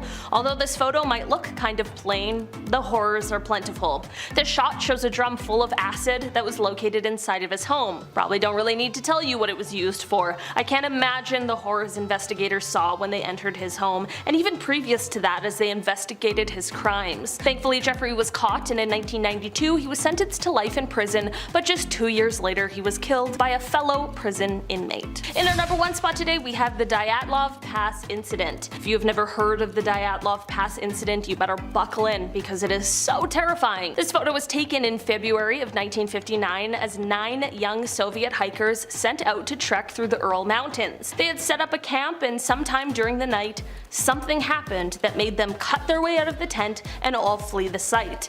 Leaving in such a rush, they were of course underdressed for the bitterly cold weather, and 6 of them ended up passing away from hypothermia, which is extremely tragic. The other 3, however, is where this story takes an even more frightening turn. Like I mentioned before, no one knows why they fled the tent in the first place, and the last 3 hikers were found passed away with severe signs of physical trauma that no one agreed on what had caused it. In 2019, the investigation was reopened, and just last year there was a conclusion that a kind of avalanche called a slab avalanche was the cause for these injuries. Before you come at me in the comments, I know that not everyone is convinced that's what happened, and I don't blame you. It's really strange. So, down below in the comments, let me know what you think.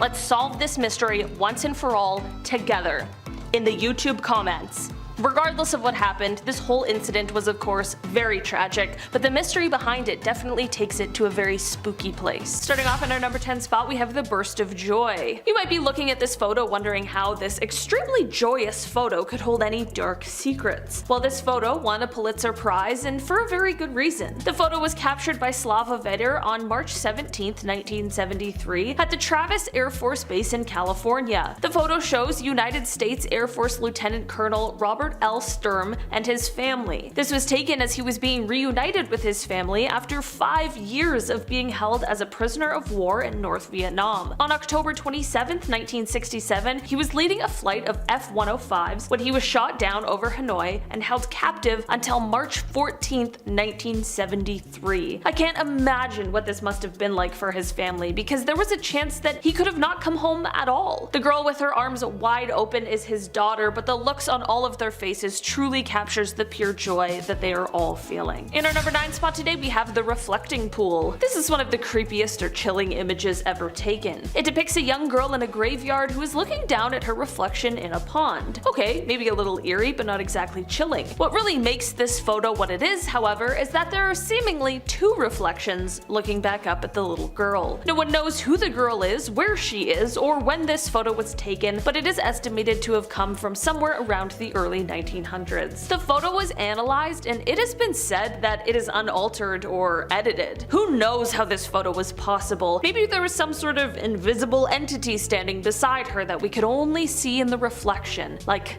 a reverse vampire or something. In our number 8 spot today, we have the neighborhood nuclear test. This photo shows a mother and her young son looking out the window and witnessing a nuclear test explosion from the comfort of their own home in 1953. Like, what? Imagine seeing that from your window now in 2023. People would be going wild. And of course, any kind of nuclear test should be done as far away from where people live as possible. I know it's not like the test was being done in their front yard or anything, but I still certainly wouldn't be comfortable with them testing a nuclear device anywhere near the place I live. This photo was of course taken before the effects of nuclear radiation from these kinds of explosions were publicly understood. Actually, people have suggested that the public knowledge of these kinds of side effects were suppressed during this time in order to avoid controversy about them testing these kinds of weapons in your neighborhood. Well, that would of course be something insane to witness firsthand. Thankfully, the now widely known health risks associated with this sort of thing has caused this to not be a common occurrence anymore. In our number 7 spot today, we have the Boston Marathon. This photo comes to us from 1967, and it depicts the struggles that Catherine Switzer went through in order to be the first female to finish the Boston Boston Marathon. The photo shows race organizers as well as other participants trying to stop her from running the marathon that she had trained for and was more than capable of completing. She has written a book that explains in great detail all of the things she went through that day and how the critiques and opinions about a woman running the race started even before she had registered to run. People in our history like Catherine are very important, as well as photos like these, because they show when people were literally trying to drag her down, she just kept on running. In our number 6 spot today, we have the reenactment. This photo is extremely unsettling, and for a very good reason. If, when you look at this photo, your instincts tell you that the guy in them is creepy, ding ding ding,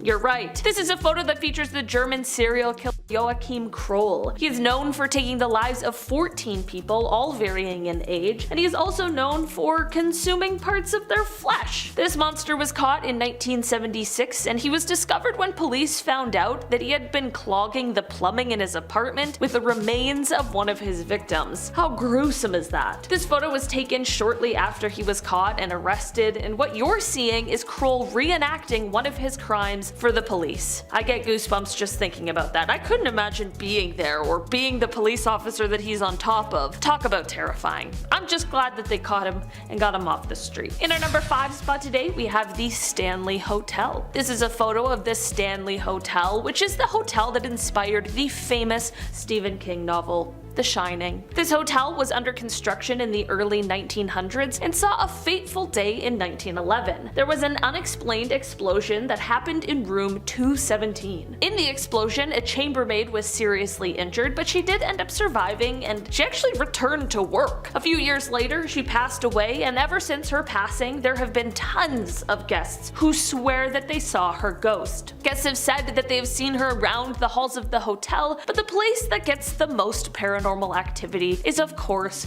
room 217. This is the room where Stephen King and his wife stayed for one terrifying night in 1974. Apparently, they were actually the only guests at the hotel for this night, which at any other hotel might be kinda cool, but I feel like this is not what you want from a haunted hotel. In our number 4 spot today, we have the Rothschild Surrealist Ball. The Rothschild family is one of the wealthiest and most powerful families there has ever been. For years and years, there have been many rumors swirling about just how powerful and influential they really are, and there are some pretty crazy theories out there. In 1972, the family held a surrealist ball, which is where this photo comes from. These photos could potentially be very innocent, but there is just something about these very elaborate masks, coupled with the theories about what this family is really up to, that just makes it feel very eerie. I know it's kind of like conspiracy feeling, but I don't know, there's something very haunting about this. This party is one of the most legendary there has ever been, and whether or not they really are involved in shady dealings, that still is pretty impressive. In our number 3 spot today, we have John Lennon. Of course, we all know John Lennon as one part of the Beatles who went on, after they disbanded, to have a very successful solo career. Lennon was not only a musician, but he was also a peace activist who was strongly anti-war. He was not afraid to display his activism and held a 2-week anti-war demonstration. There was a period of 3 years where the Nixon administration was trying to have him deported for his criticism against the Vietnam War. That's how active he was. On December 8th, 1980, Lennon was leaving the Dakota apartment complex when he was stopped by a man named Mark David Chapman. Lennon signed an autograph for Mark, which is what is happening in this photo, and then Lennon went on his way. Little did he know, Mark was going to shoot him later that night. Once Lennon returned to the apartment complex, Mark was there waiting for him to commit his crime. Mark has said he did it mostly for attention, which is very horrifying, but Mark is also a very religious man who explained that Lennon once saying that the Beatles were more famous than Jesus is what really pushed him to commit this crime. It is very crazy that this photo was captured when Lennon was being so kind to who he thought was a fan, and no one would have ever predicted what would happen just a few hours later. In our number 2 spot today, we have the Hindenburg. This is a photo that was taken during what is now known as the Hindenburg Disaster. It is commonly known that blimps, or these kinds of floating airships, use helium in them to float through the air, and it's important to note that helium isn't the choice because it's the only only option, but rather because it's one of the safest options, and that is due to the fact that it isn't extremely volatile. Because of a US ban on the exportation of helium at the time, i.e. the Helium Control Act of 1925, although the Hindenburg was designed to use helium, there was a lack of it available, so on the day of the Hindenburg disaster, the much more flammable hydrogen was used instead, and this led to,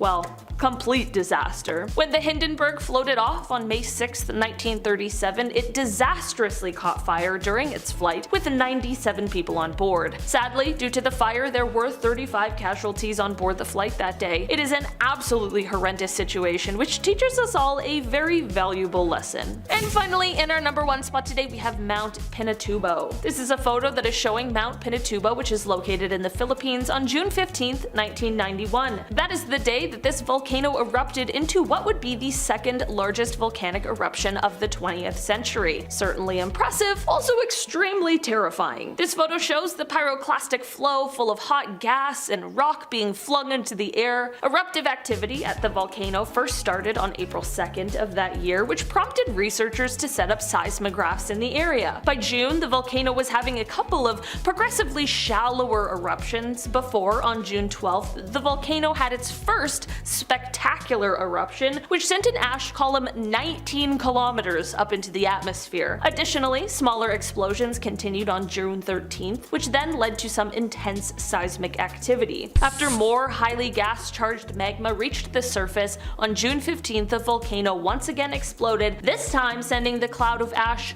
40 kilometers up into the atmosphere. Volcanic ash and pumice blanketed the surrounding areas, and pyroclastic flows filled what were once deep valleys with fresh volcanic deposits. It was truly magnificent and extremely powerful, and this photo shows just that. I don't know about you guys, man, but like, Mother Nature, I'm afraid of her, alright? In 10th place, we have the criminal George Washington. The George Washington, whose gravestone is pictured, was not the first US president, but the first prisoner executed via electric chair in Texas. On February 8th of 1924, Texas executed a total of 5 inmates using its brand new electric chair, which remains a state record for the highest number of executions in a single day. In 1923, Levi Todd, who lived in the same area, made himself a new gambling table and promised George Washington he would give him the leftover lumber. But Levi gave the wood to another man, and George was so incensed that he shot and killed Levi as he sat playing poker with some friends seated around that new table. And to add to his crime, George shot Levi's terrified wife as she ran past a window in the Todd home. Mrs. Todd thankfully didn't die. He shot the Todd's dog and emptied his bullet device trying to kill one of the poker players, Frank Larry. But none of his bullets struck Frank, and he emptied his own safety device at Washington, hitting him with a load of buckshot. When the shooting subsided, Washington ran into the woods, only to be discovered a few days later as he slept, and well, the rest is history. I do have a fun fact for y'all though. The electric chair actually has a name.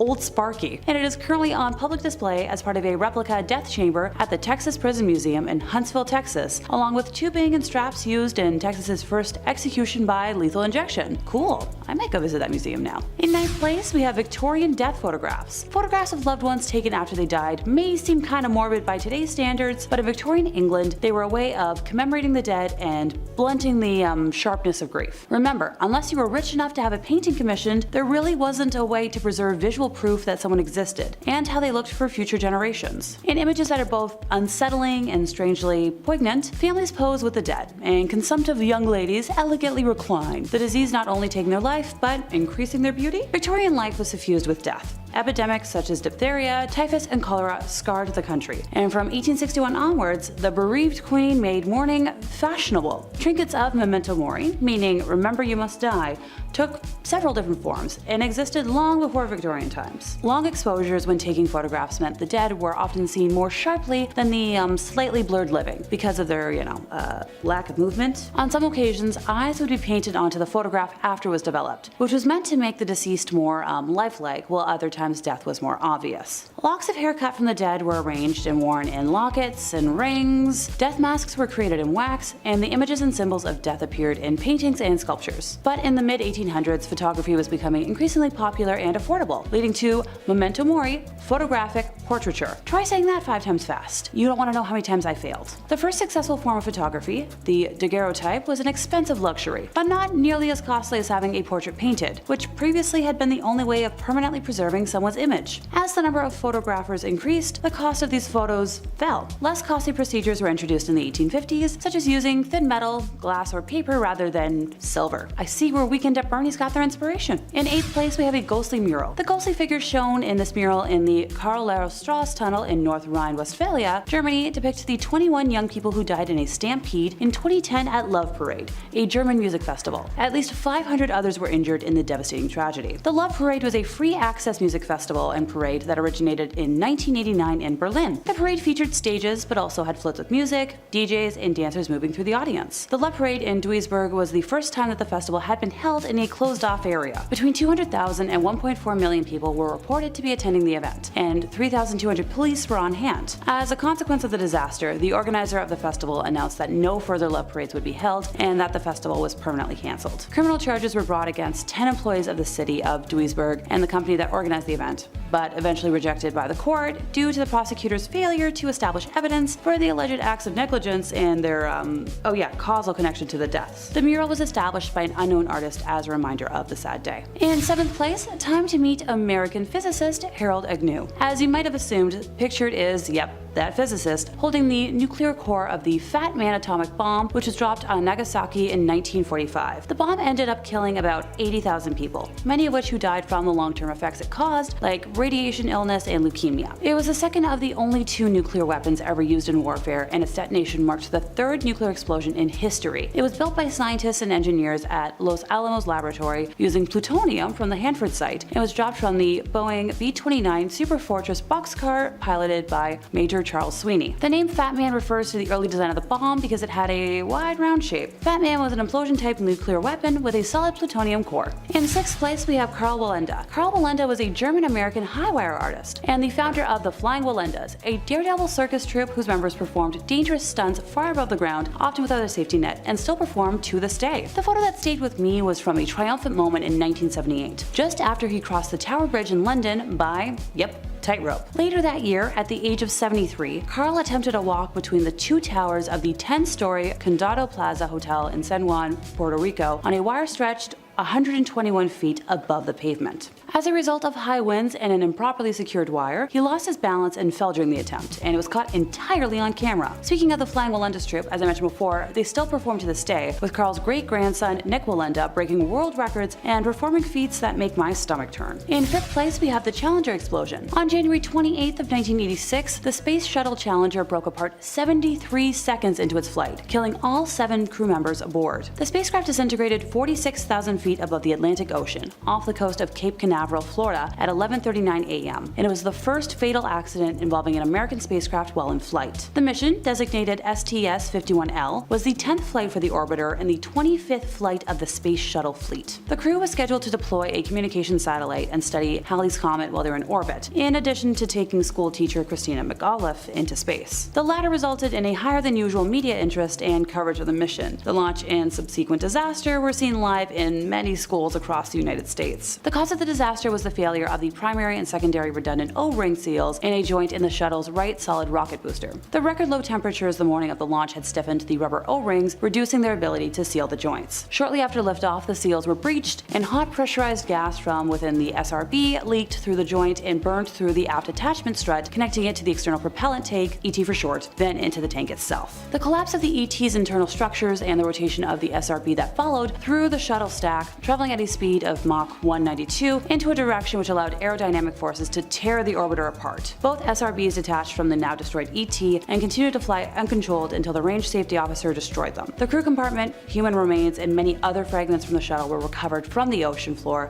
after a 3-month search and recovery operation. The exact timing of the deaths of the crew is unknown, but several crew members are thought to have survived the initial breakup of the spacecraft. The orbiter had no escape system, and the impact of the crew compartment at terminal velocity with the the ocean surface was too violent to be survivable. The disaster resulted in a 32-month hiatus in the space shuttle program. In fourth place, we have death recreations. Honestly, looking at this photo, it looks just like the special effects team for a movie studio or haunted house, just doing their job. But sadly, the reality is much more grim. In 1980, forensic artists were recruited to reconstruct the facial features of 9 unidentified victims so that photos could be released by the media in an attempt to identify them. Oh, pardon me, I got a little ahead of myself. The victims belonged to one John Wayne Gacy, otherwise known as the Killer Clown of Cook County, Illinois between 1972 to 1978. He killed over 33 individuals during his reign of terror inside of his ranch-style house in Norwood Park Township. I could go into details about how he committed his crimes, but I don't feel like scarring anyone today. All you need to know is that he gave magic tricks a very bad name. In third place, we have the room where the Romanov family were killed. The Russian Imperial Romanov family were shot and bayoneted to death by the Bolshevik revolutionaries under Yakov Yurovsky on the orders of the Ural Regional Soviet in Yekaterinburg on the night of the 16th to 17th of July, 1918. Also killed that night were members of the imperial entourage who had accompanied them: court physician Eugene Butkin, lady-in-waiting Anna Demidova, footman Alexei Trupp, and head cook Ivan Kharitonov. The bodies were taken to the Koptyaki forest, where they were stripped, buried, and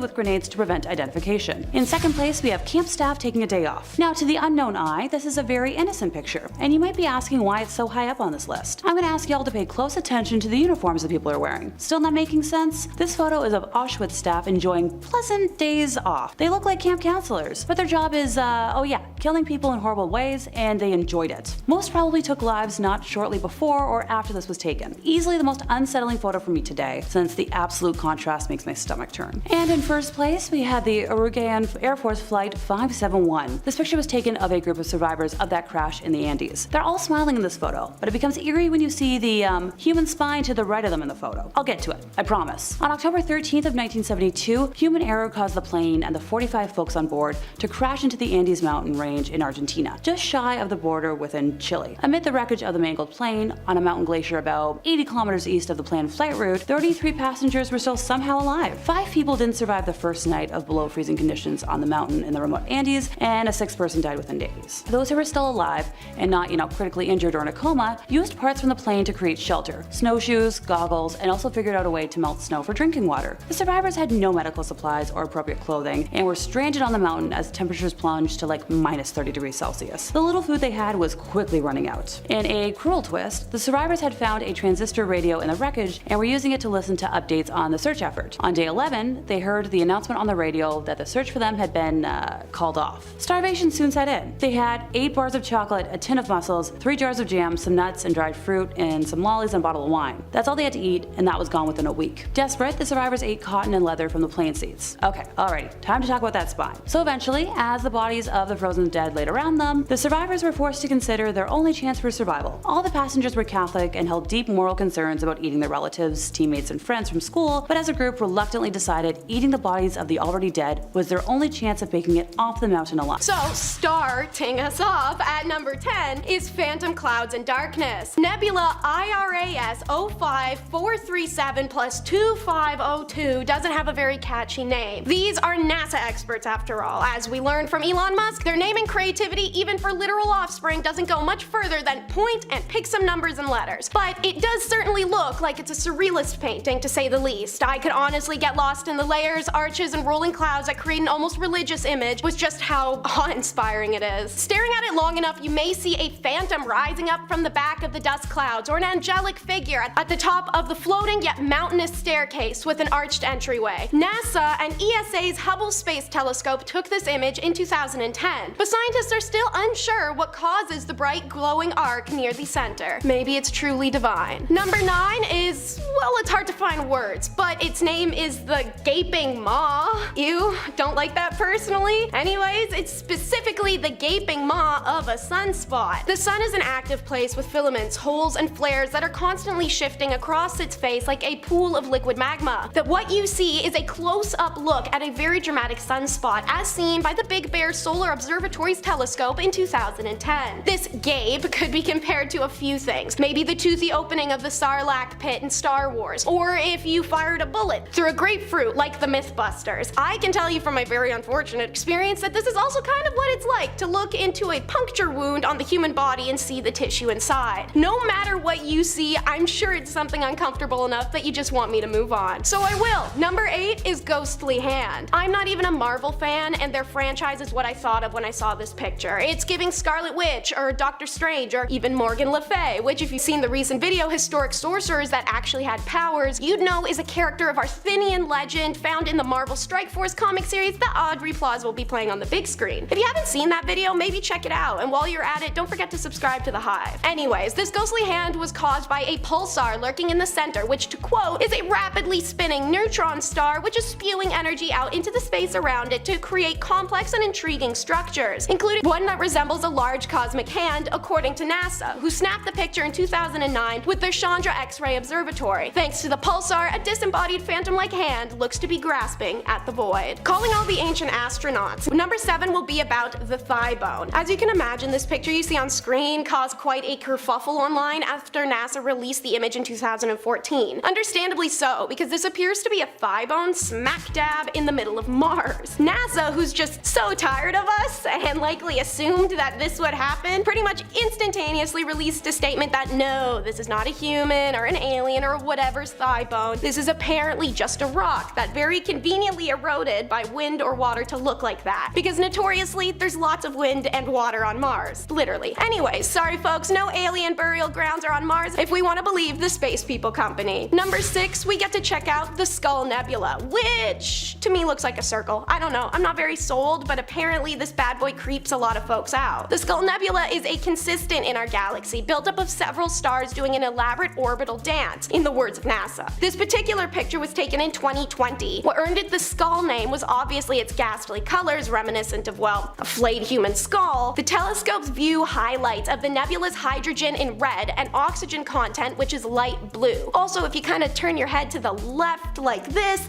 and look at it sideways, you can kind of see the two stars sitting in what's arguably the eye sockets, a thick red cloud making up the nose, and the empty space where cheeks are meant to be surrounding teeth. So what do you think? Spooky scary skeleton or space dodgeball? Next up is what you probably see when you die. It's number 5, the carbon star. This one, unlike the last, kinda got me. It seemed unassuming at first, but the longer you stare in the little orange glow of the void, the more you pick up. The hexagonal patterns of mist, the layers and colors, it all amounts into a tunnel of sheer oblivion reminiscent to Lightspeed and Star Wars. I feel like if you drink a little bit of funky tea and pull this picture up on a laptop, you could possibly discover the meaning of the universe somewhere in it. Dare you to try if you're brave. This baleful orange eye is carbon star CW Lewis as seen by the Hubble Space Telescope. NASA and the European Space Agency captured this image in 2021 as the star collapsed inwards upon itself and died. More ghastly figures of the sky. Let's do Ghost Nebula for number 4. Another entrancing surrealist painting-esque image. This photo captured in 2018 by the Hubble Space Telescope is depicting the Ghost Nebula that haunts the constellation of Cassiopeia. It's absolutely beautiful, its spectral-like appearance coming from a veil of swirling gases and dusts. As mentioned, it really does have the cadence of a surrealist painting. To give you comparison, this untitled piece by Salvador Dali shows textures, tones, and shifting lines I personally find reflective and even haunting about this particular space formation. Even if humans cannot see such things as the Ghost Nebula with our own 2 eyes, as we stand on Earth with our own 2 feet, the connection between man and the divine above has always shown through in art. How we spent so long staring up at the wonders above us that even unwittingly, without ever truly seeing them, we've always found ways to capture and convey the sky, the stars, and their artistic fluidity into something 2-dimensional, such as the wisps of a surrealist painting. And now we're incredibly lucky to capture these beautiful space formations, such as the Ghost Nebula, in images like the one I can show you today. Number 3 will have you ready to sing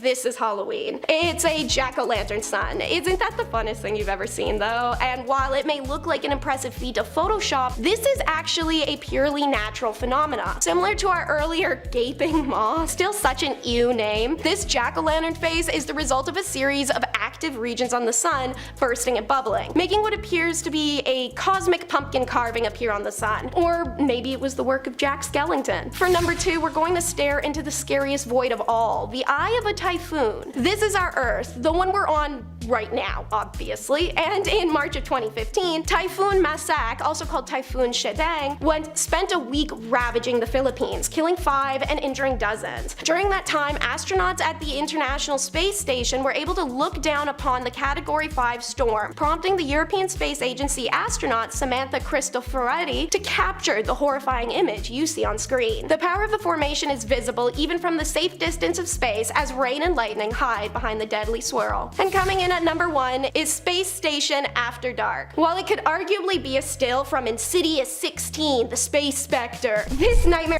picture is actually just part of the European Space Agency's astronaut Alexander Gerst's photo series, which he naturally chose to make about not pretty stars or colors or Earth cloud rotations. Nah.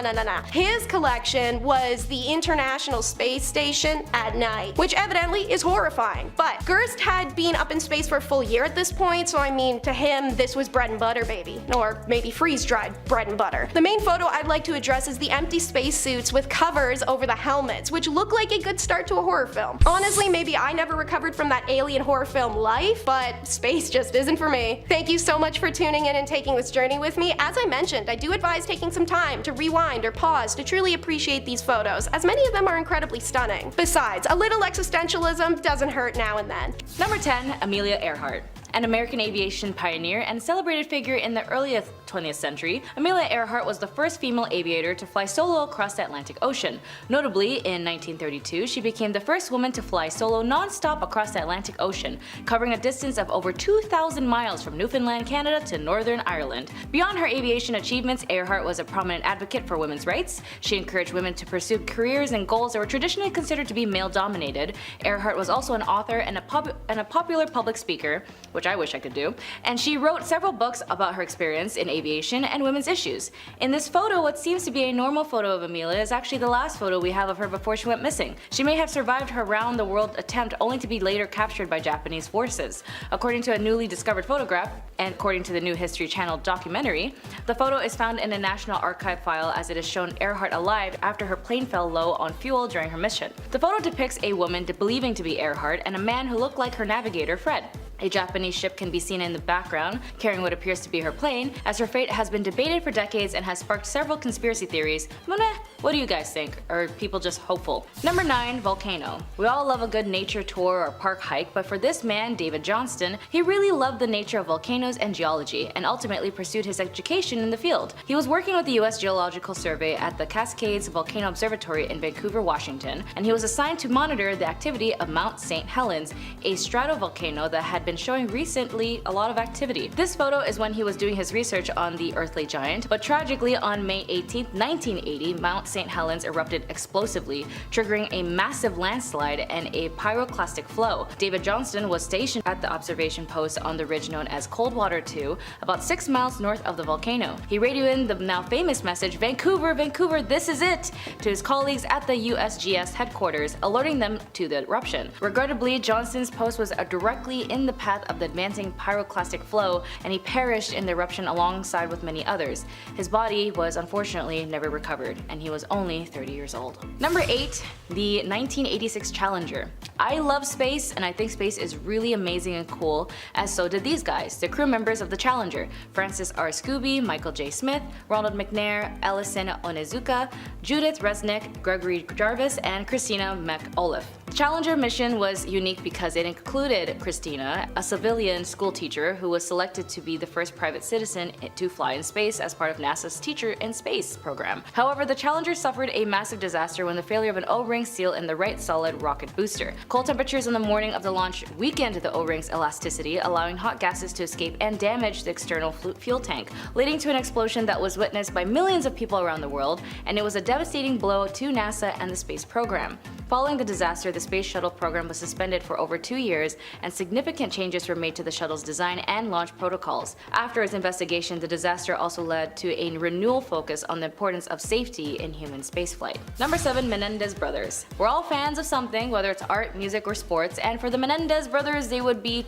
so excited to see that they happen to be in the photo card. But the most disturbing part of this photo is the fact that these two killed their parents before the photo was even taken. They went on a 6-month spending binge with their money. The case was so shocking to the media, including how after the deaths occurred, the brothers went to watch James Bond's License to Kill and tried to use it as an alibi. How a week prior their mother confided to her therapist that she was worried that her sons were psychopaths, and how one brother bought an entire chicken wing restaurant with the parents' money after they had passed away. Their father was an executive in the entertainment industry, and both went into private schools, and the older brother Lyle was briefly enrolled in Princeton. After 2 deadlocked juries, LA prosecutors retired the brothers in a courtroom that did not allow cameras, and the new jury found them guilty on 2 counts of the first degree. They were sentenced by the judge to life in prison. Number 6. Aquino. Filipino people have been known to fight resistance against imperialism and oppressors, as that seems to be all of our history to be composed of, and that is the truth. And for Ninoy Aquino, he was opposing threat as the political activist against the long dictatorship and assailant of the martial law, Ferdinand Marcos. He tried to run for president in 1973, but then Marcos declared martial law in 1972, preventing him to run.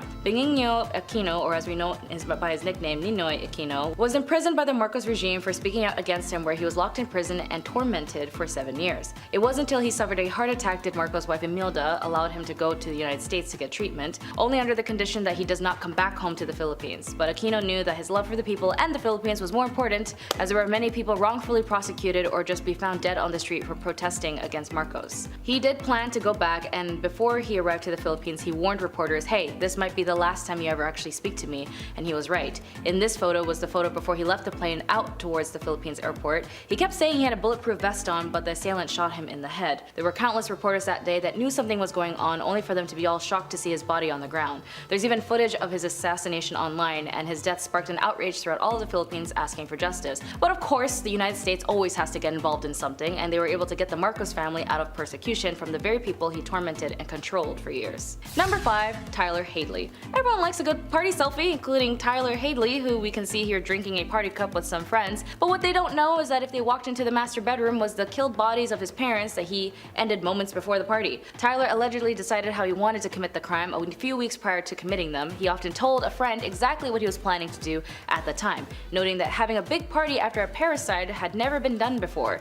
Shortly after noon, Tyler wrote on his Facebook wall, "Party at my crib tonight. Maybe." Around 60 people attended the party at that night, and several had alleged to have noticed the smell of dead bodies. Gross. During the party, Tyler apparently told several people about what he had done. Tyler went on a short walk with a friend and Michael Mandel and confessed the crime. After returning to the party, Mandel discovered the bodies of Blake and Mary Jo in the master bedroom. Mandel did not leave the party immediately. In fact, he had continued to spend hours with Tyler and even took a selfie with him, which is what we see. 4 hours later, Mandel left the party and called the local crime hotline to report the incident, which is pretty smart on his end, because if he did something, then, Tyler would have done something to him.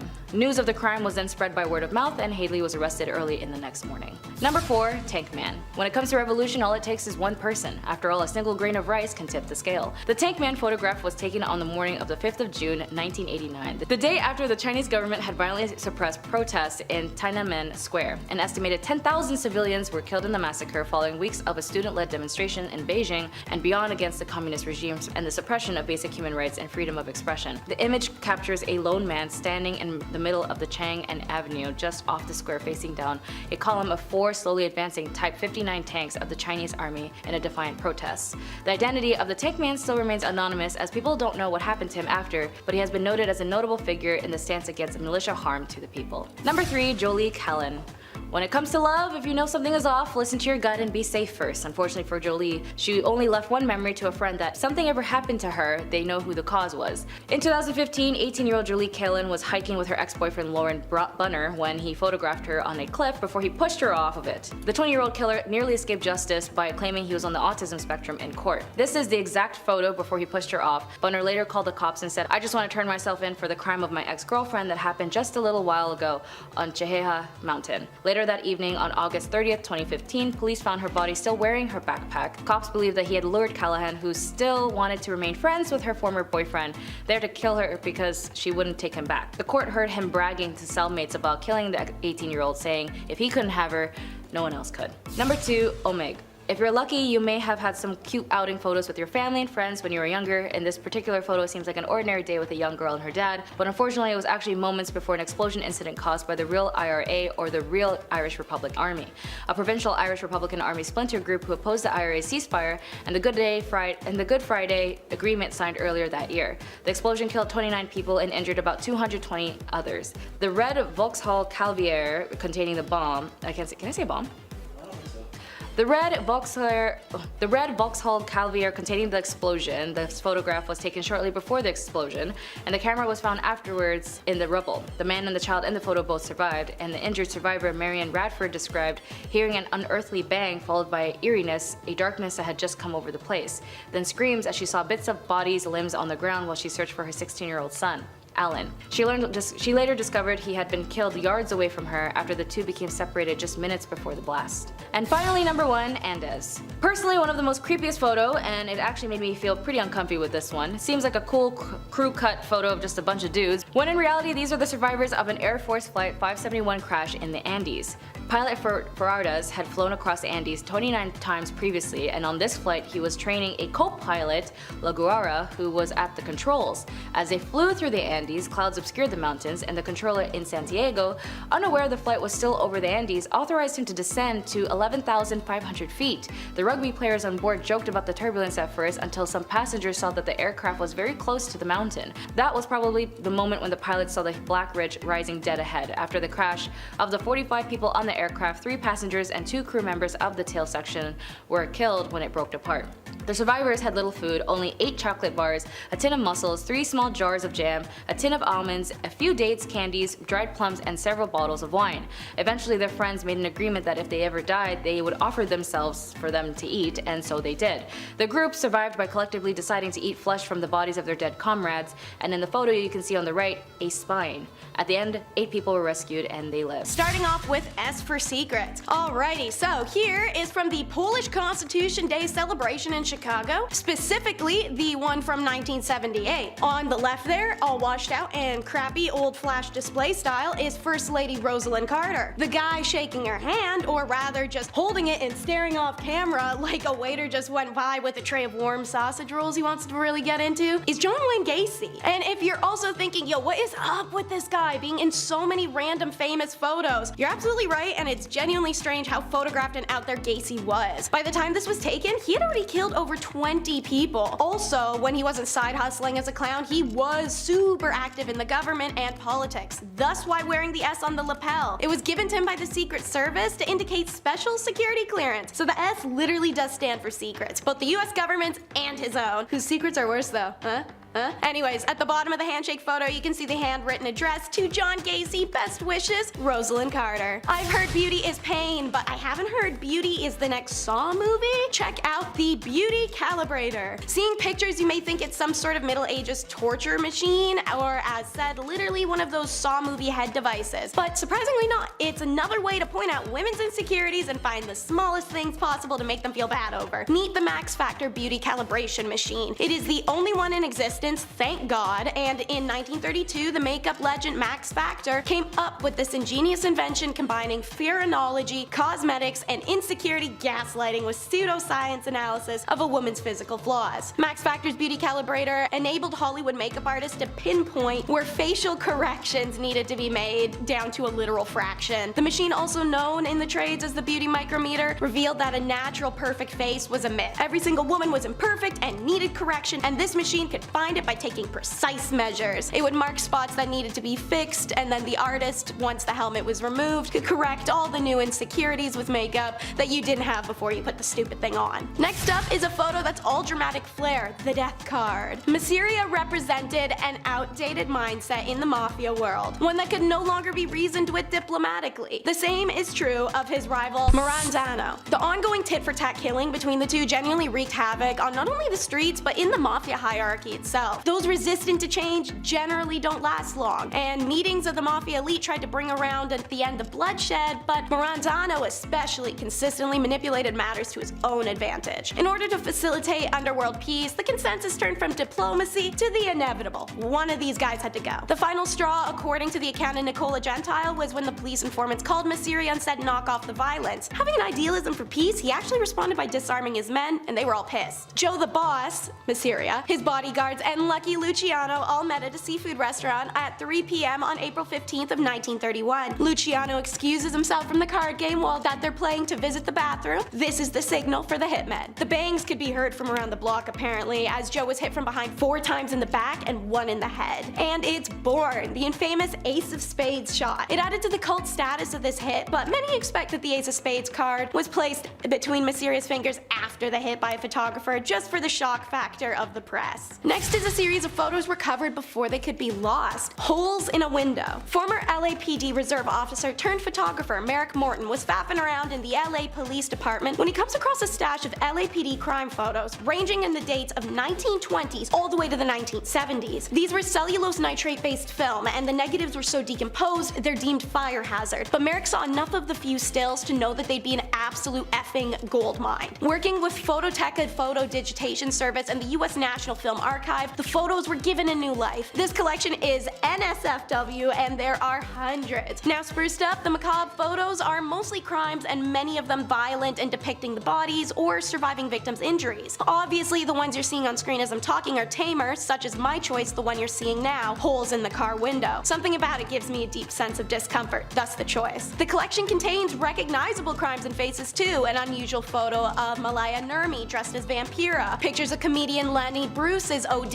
in March of 1966, and images of the Manson family arriving at their arrangement in 1970. Every photo is scary, and every single has a disturbing backstory. Some captions are provided by author James Elroy in his book LAPD 53. You can win, but sometimes you still lose in the end. It's the devastated Disneys. Meet Howard Ashman and Alan Menken. There are some everyday photos of these two in their prime. Who were they? In case you couldn't tell by all the Disney crap in the background of said photos, they played somewhat of a big role. You know, writing the lyrics and music for Oliver and Company, The Little Mermaid, Aladdin, and Beauty and the Beast, as well as a few others. Also not to mention creating the Little Shop of Horrors, which got them hired by Disney in the first place. And in this photo you see now, they had just won the Oscars for The Little Mermaid. Hooray! But why does Ashman look so unhappy? This was his life's accomplishments. It's because that night Ashman told Menken they needed to have a serious talk when they got back to New York, and when they get back a few days later, Ashman admits that he has HIV that's quickly progressed and he's going to die soon, and fast. They had been songwriting partners for over a decade and were in the middle of working on Beauty and the Beast, and despite the illness, Ashman completed the lyrical work and the initial work on Aladdin. On the morning of March 14, 1991, he does die from heart failure caused by his condition. At the time of his death, he only weighed 80 pounds, he'd lost his sight and could barely speak, and a voice that spoke so eloquently through song was lost forever. Before he passed, however, Disney Productions scrambled to finish the film so he could see a screening of it. The film earned Ashman and Menken 3 1991 Academy Award nominations for Best Song,